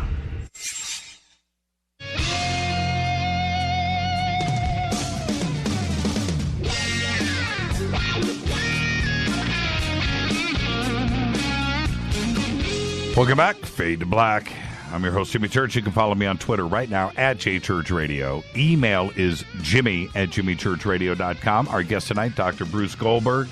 Tomorrow night, author Sid Rice is going to be here. And on Wednesday, it's going to be Chuck Zukowski and Ben Mesrich and their new book, The 37th Parallel. Okay, Bruce, we were right before the break, the Nazca lines and the bones that were carbon dated at 150,000 So the years. archaeologist had 3 different DNA laboratories, and the figure came out to be approximately 200,000 years old, which goes against every scientific mentality for South America.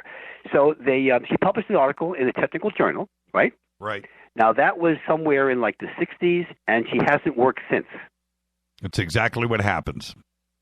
That's what happens, because she's an independently wealthy woman, so she's still going around the world doing the archaeology thing, but nobody publishes anything, and no university wants anything to do with her. But she's a very dedicated woman, and I respect her tremendously for that. But what I don't respect is the industry and her colleagues, those narrow-minded jerks that just can't get with it, okay? What, do you think she faked the DNA studies, okay? Go to the laboratories. 3 of them, all 3 of them gave the same dates within a couple thousand years. That's amazing. That's extremely accurate. So that's why scientists don't like to go against the grain. Because now, if it wasn't for going against the grain, we'd be living in caves now. You have to have some development here. But when it comes to basic things, especially anything that's conspiracy-oriented, oh boy, you got problems here with that. Now, you mentioned the Mandela effect. Just for the people who understand out there, this is when people misremember things that are facts, like dates of World War II or, whatever's going on. I'm going to eliminate, there's a lot of explanations for it. Most of them are just nice and politically correct, and I'm not a PC kind of person. Yes, if somebody has a brain injury or somebody hits Hillary Clinton on the head and rebounds backwards, Right. Okay, so I'm going to eliminate the medical act. If you have a medical problem, a trauma to the brain, fine. You're going to have problems with memory. You're going to have maybe dyslexia too, whatever. Okay, but now let's talk about more metaphysical explanations. What about this? What about people who are experiencing and perceiving parallel universes, exactly, which look the same, right? Except the events are different and the dates are different. Right. But your DNA is the same, and everybody you know with DNA, or your family, or the president, or whatever, they're all the same, except the dates, the issues are different. I gave you the examples of Britain, America losing the Revolutionary War in a parallel universe. Now, that's an extreme example, but suppose it was just a minor thing, like maybe the Chicago Cubs actually won a World Series in the past 100 years. Right. Then you know you're on a parallel universe. Yes, no doubt. So my point is that that's what my explanation, other than non-medical reasons, okay, believe me, I have a medical background. I understand about concussions and things like that. We just had football starting again, so you know what concussions are. Right. So that's the Mandela effect. I think it's just a matter of parallel universe perceiving, So what I'd like to do is I'd like to spend a few moments talking about out-of-body experiences. And let's do that. And what's the difference when you look at what's the word what's the word that I'm bilocation? Yeah, bilocation. Okay. What's the difference between that and? Hey, wait a minute! I just completed your sentence. So maybe you and I are parallel selves. Dude, that was really weird. Actually, I mean, how did you know I was? No, going actually, it isn't. I'm an expert in this field. When you said bi, I don't think you're referring to bisexual. So no, I wasn't going there. I wasn't going biological either. So, yeah, bilocation is something. Okay, bilocation is simply. This is what bilocation. Bilocation is a great term, and this is what it means. Bilocation means that you actually can condense the astral matter. When people see ghosts, that's an astral body. Right. You can see through it, like Casper kind of thing, That's okay. right. Well, you can condense the astral matter so that you actually can shake hands with somebody in their astral body. Now, here's an example of something that happened in New York City and in Toronto. All right? Now, if you've ever been to those cities, now I'm from New York and I've been to Toronto doing workshops, so it's about an hour and a half plane ride, give or take, right? Right by Buffalo, over the falls and everything. Okay, so here's a guy, he's a physician. He's giving a talk, a medical talk, and I've done these things where you have like a cocktail hour, you have dinner, then the speaker gives you some yada yada about whatever. And he's giving a talk in New York City on his topic, whatever his specialty is. At the same time, he's witnessed in Toronto on the same evening giving the same talk in Toronto, Canada. Okay? Wow. You can't be in two places at the same time. No, but you can bilocate and be in two places at the same time. Right. So what happened was his body was he bilocated into Toronto. Now I'll give you an example. You say, okay, that's an anecdotal, and do we have evidence? Do I have a copy of the talk? And I don't have any of that. But let me tell you what I do have. What I do have is an example of 1905 in England, in London. This is Parliament time, okay? There was a gentleman who was he's like a congressman today. They have the assembly, in Parliament. And it's the lower house, okay, the House of Commons, they call that, right? So he's going to vote. There's a big vote on one of their little bills, right? And he is sick at home with the flu. He's got his doctor there. He's got nurses. He's got lots of witnesses that he's home in bed, but he wants to vote on this issue. It's one of the things that he sponsored or he's very much excited about, okay? It's 1905, okay?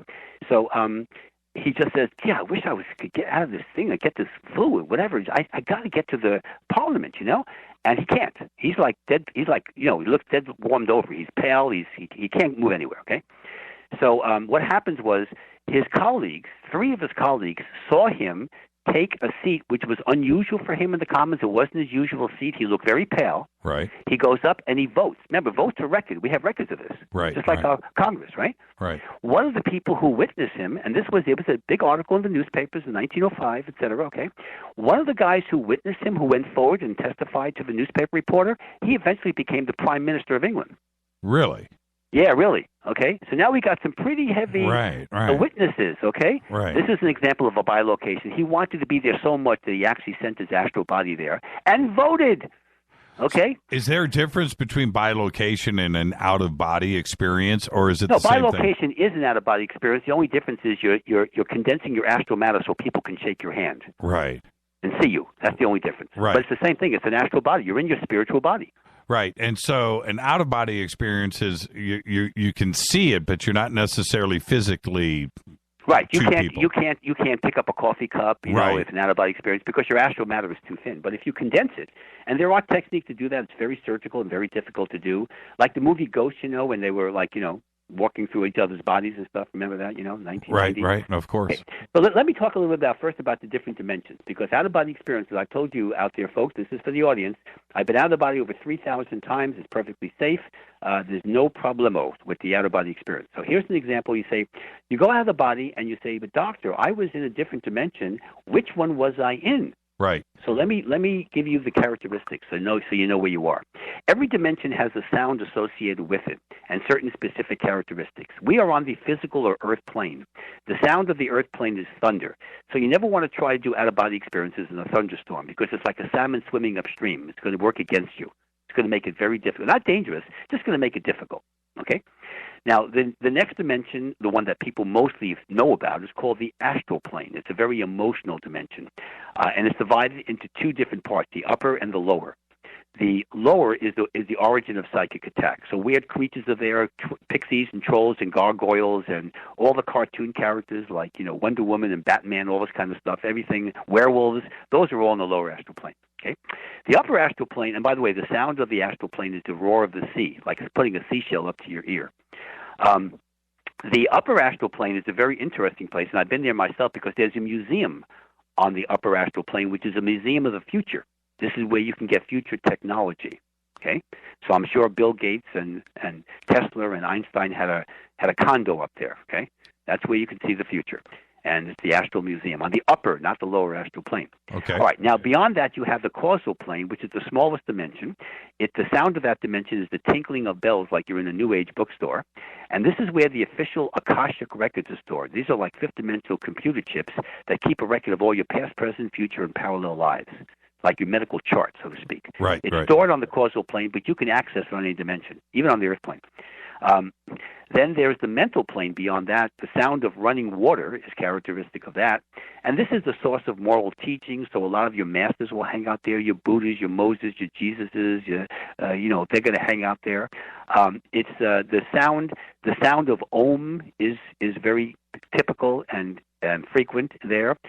The beings who live there, they look like little angels. They wear these light smocks, and they live in like these abstract design homes.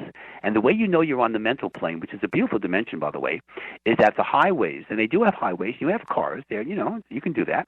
The highways are iridescent blue. It's the only dimension with blue highways. So if you're driving in a car or floating around, you can teleport, float around, and you see a blue highway, it's the mental plane. Okay, beyond that is the really interesting one called the etheric plane. Now, the sound that's characteristic is the buzzing of bees. This is the largest of all the dimensions. You can see stars 24/7.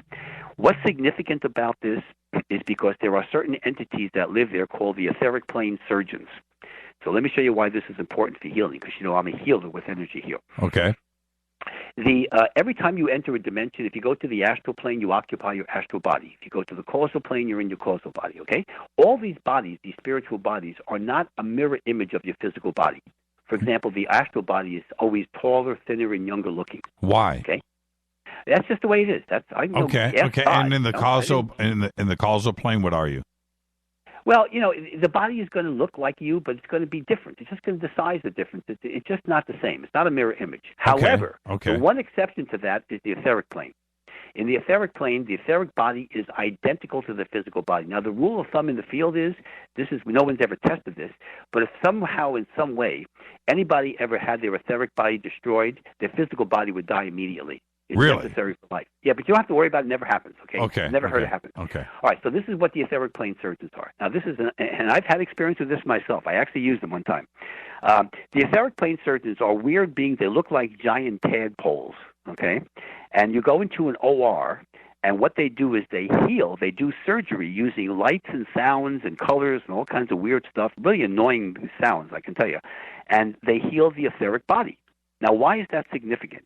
Because the etheric body is identical to the physical body. When you return from your nighttime experience, because usually you're dreaming, you're in the REM cycle at night. Right. When you return from the etheric plane to the earth plane, your etheric body, and this is not a high percentage situation, folks. So I work with people with very incurable diseases and other stuff. It's not a high percentage, but when the universe permits it, you can transfer the healing from the etheric body to the physical. In that case, you can cure anything. Cancer, blindness. I have a case in my soul healing book about cancer and AIDS, for example. Okay? Wow. I've also worked with lupus. Now, I'm not trying to claim that this is work with everyone. I'm just saying that when the universe is on, when you're online with the universe, the etheric plane surgeons, and if they want to work with you, and if you work with your higher self, there's a whole bunch of things that have to happen. So that's why it's not easy, but when it works, it's beautiful. So that's the etheric plane. Now, beyond the etheric plane, these 5 planes, the etheric, mental, causal, astral, and earth plane, make up the karmic cycle. That's when you reincarnate. Beyond the 6th plane is called the soul plane. This is like a DMZ. It's not the higher planes, but it's not the karmic cycle either. This is, and the single note of a flute is characteristic sound. This is where you go following death on any of the lower 5 planes, and this is where you evaluate your life. Your higher self will be there, your masters and guides, that kind of thing, and then you select your next life. Or, if you're ready to ascend, you can ascend into the higher planes, which we call eventually the higher planes, which is characterized by indescribable orchestra-like music, which is heard continuously. When you're in the higher planes, there's no body, you're pure energy, there's no perpetrator, no victims. It's what people would call heaven or nirvana. Okay. Are these planes the same in any solar system, galaxy, universe, planetary yeah, it doesn't matter, body? because you're not dealing with the Earth plane. So galaxies don't mean anything. Okay? Right. This is different dimensions. You're talking about the Earth plane when you say galaxies. They don't have galaxies on the 12th plane. It's just all pure energy. Right. Now, my paradigm is, interesting enough, identical to the Mayans. I didn't know that until many years later. I have 13 planes in there, so there's the 7th through the 12th plane is the higher planes. The 13th plane is known as the God or nameless plane, and that's the true heaven or nirvana. So the purpose of life in this world is not just to pay mortgages and raise kids and do radio shows and whatever. That's all fine, to do your thing, pay your bills. But the ultimate purpose is to perfect your soul and rejoin the God energy complex. That's the bottom line. And let me ask you this, Doctor. Could you, and I'm not being facetious, could you teleport here into my studio, like right now? Okay, I'm going to give you a teleportation exercise. You ready for this? Yes. Want to see it again? I knew you were going to do that. I knew it. I knew you were going to do that. But no, I mean, if you wanted to. Teleportation, let me tell you something. I've only done it a few times in my life, okay? I train patients to do it. It's not predictable. Yes, Vivian's case, as we mentioned, was a very interesting one, saved her life. Right. But it's not an easy thing to do. No, you can't do it like jumping through a hoop like a poodle in a Las Vegas show. It doesn't work that way. Right. You got to have a lot of things working, and you got to go through procedures. By the way, for the interest of your audience, I have something called the Time Traveler's Training Program. It's a CD album with 6 different titles. The last title is Teleportation. So if they actually want to do it, you order the whole album, which is 6 different titles, and if you play them in order, you will eventually learn how to teleport. It's going to be patient. You're going to have to be patient. It doesn't happen the first time you do it. Right. Be patient, but it can do it. Okay.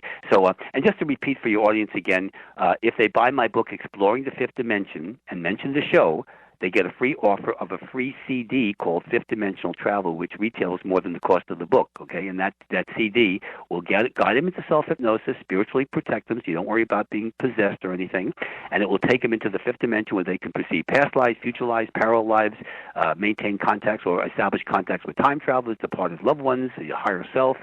They can enter into parallel universes. They can do all the things we discussed tonight by entering into the space-time continuum known as the fifth dimension and become an ultra-terrestrial. And it's not dangerous.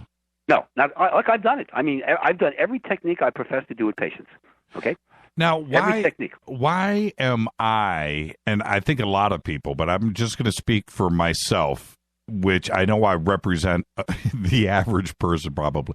Why are we afraid to do a past life regression? I don't want to do it. I'm nervous about it. Well, it's because you've been brainwashed by society by saying, hypnosis always had the reputation in the old days of being occultist technique or black magic, or all the usual stuff that very ultra-conservative and reactionary people who don't really care about anything other than their own narrow-minded paradigms. I've been fighting prejudice all my life, okay? I'm very familiar with the concepts.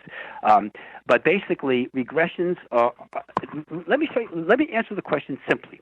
The reason why hypnosis should never be feared and is not dangerous is as follows, okay? You go through hypnosis every day of your life for about 7 hours. So let me give you examples of that. When you drive in a car and you're driving to to and from work, okay? Home to office, whatever, right? Right. You pass by exits on the freeway, right? And you live in Los Angeles, right? So exits on the freeway, and you don't remember all the exits, right? Or any of them, right? If I was sitting next to you in the car and I had an electroencephalograph and I placed the little electrodes on your cabeza here, right. It would measure alpha. Okay, alpha is a level of hypnosis, meditation. So when you're driving in the car, that's called freeway hypnosis. It's very well documented. Every police department documents it. Every DMV does too around the country.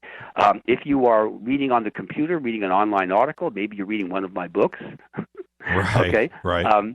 So you're reading, time goes by quickly, you relax, you're watching a TV movie or a feature film or anything you do that occupies time, it goes by quickly and you don't realize moment to moment, is called an alpha brainwave level. We measure these, okay? This is done in dream laboratories, UCLA, among many others, okay? So that means you're going through about 4 hours during the waking day, bits and pieces, 5 minutes here, 10 minutes there.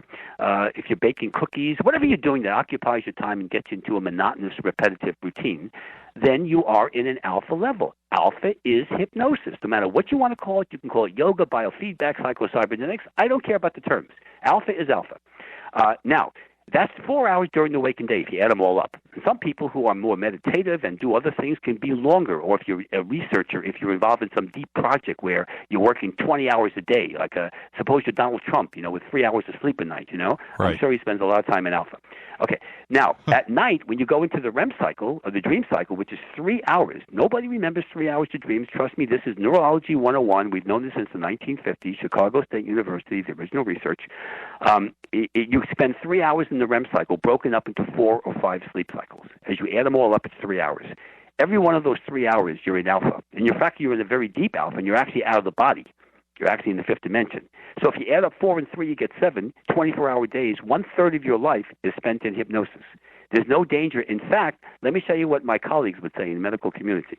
If you didn't go through the alpha brainwave of hypnosis, and whatever term you want to use, you would die. The stress would kill you. It's necessary for life. Every human being goes through alpha. Every reptile, every lower mammal, they all go through alpha brainwaves. We measure them. So not only is it not dangerous, it's necessary for life because it de-stresses us and allows our immune system to function correctly too. Dr. Goldberg. The reason why people age is their immune system falls apart. That's the only reason why you age. If it wasn't for that, you'd be like the Alpha Synchilarium in the future, in the 35th century, when you live to be 500 and 900 years old. They develop the immune system issues. They control the immune system, and they pump it up. And if you do that, you're going to live longer. Okay? So my point is that this is all science. This is metaphysics, but it's science. It's dealing with quantum mechanics. Quantum mechanics is an unpopular science by traditional scientists. I get into arguments all the time with astrophysicists and stuff. And this is what they say, Doctor, come on, quantum physics, you can't argue math. Right. If the math works, it works, right? Right. Quantum physics says that every time you have a thought, you create a reality. And this is subjective, not objective, which is the complete opposite of my training. My training is objective science, physics, chemistry, biology, whatever. Everything is objective. Well, quantum physics says that nothing happens unless you observe it. It's like the Schrodinger cat. If you don't observe the cat dying, it doesn't die. When the poison's released, whatever. If you go through all that. So, but quantum physics is the basis of your cell phone, computers, the space program. That's quantum mechanics. Right. Which is the technical name of quantum physics. So, if you don't like it, fine. But guess what? You want to live in the year 1920 without computers and stuff. Okay, it's quantum physics. So, scientists out there that you don't like it, deal with it. Right. Grow a pair, okay? And you can observe it, and that's enough, right? Well, right. The point is that, but they don't like it because of the subjectivity. You understand? This is in science. It's like subjectivity is a no-no. They want objectivity. They want to be very hard-nosed about it. It's like they think it's almost like a lawyer breaching confidentiality if you deal with subjectivity. Okay, and well, they're wrong. I mean, you can't knock the math. The math is everything. Einstein's theory of relativity was mocked in 1905. There were people who didn't want to publish his articles. And guess what? The only reason why it succeeded, because he had some mentors that were promoting him, was the math worked. They had people there trying to tear his theories apart. And the math worked, and therefore the theory. By the way, Einstein, just as a reference here, he got one Nobel Prize in life, and it wasn't for the theory of relativity. It was for the photoelectric effect. So they wouldn't even give him the Yimini's in Norway or whatever. Wouldn't even give him a Nobel Prize for one of the greatest discoveries in mankind's history in the last 100 years. Okay. I want to thank you. I want to thank you for coming on the show tonight, and I can't wait to get you back on. I've got 30 seconds. What's the book special, really quick, and just go to your website, right? Okay, go to the website, or they can call my 1-800-KARMA-4-YOU, which is 1-800-527-6248 number, only if you don't have computer, folks. If you have a computer, everything is online. If they order the book, Exploring the Fifth Dimension, from my site and mention the Jimmy Church Show, then they will get a free, automatically, they will get a free fifth dimensional travel CD, which will guide you into self-hypnosis, into the fifth dimension, and you can do all the things that we discussed today. Dr. Bruce Goldberg, thank you so much, and let's not wait so long to get you back on the show. Thank you so much. I'd love to reincarnate with you, Jimmy. All the best. Dr. Bruce Goldberg, drbrucegoldberg.com. Thank you, Bruce. My pleasure. Take care now. Bye-bye. You too. Wow, what a fascinating conversation tonight. And I almost, now, this is the thing, and my favorite subject is time travel, no matter what. And when we look at the past, there are too many ways to just go and tie things together. And I'm right there. I'm fully engaged in that concept, and I will never, ever change. I wanted to, we're going to do a show on this very soon. Okay, we're working on it right now. But it's the Voynich manuscript. And right now, a Spanish publisher, I'm so glad I had enough time to get this in, a Spanish publisher is planning to release replicas of the Voynich manuscript. Yes, that Voynich manuscript. The book that nobody knows how to read. And it was discovered, as we all know, by an antique bookseller back in 1912, Wilfred Voynich.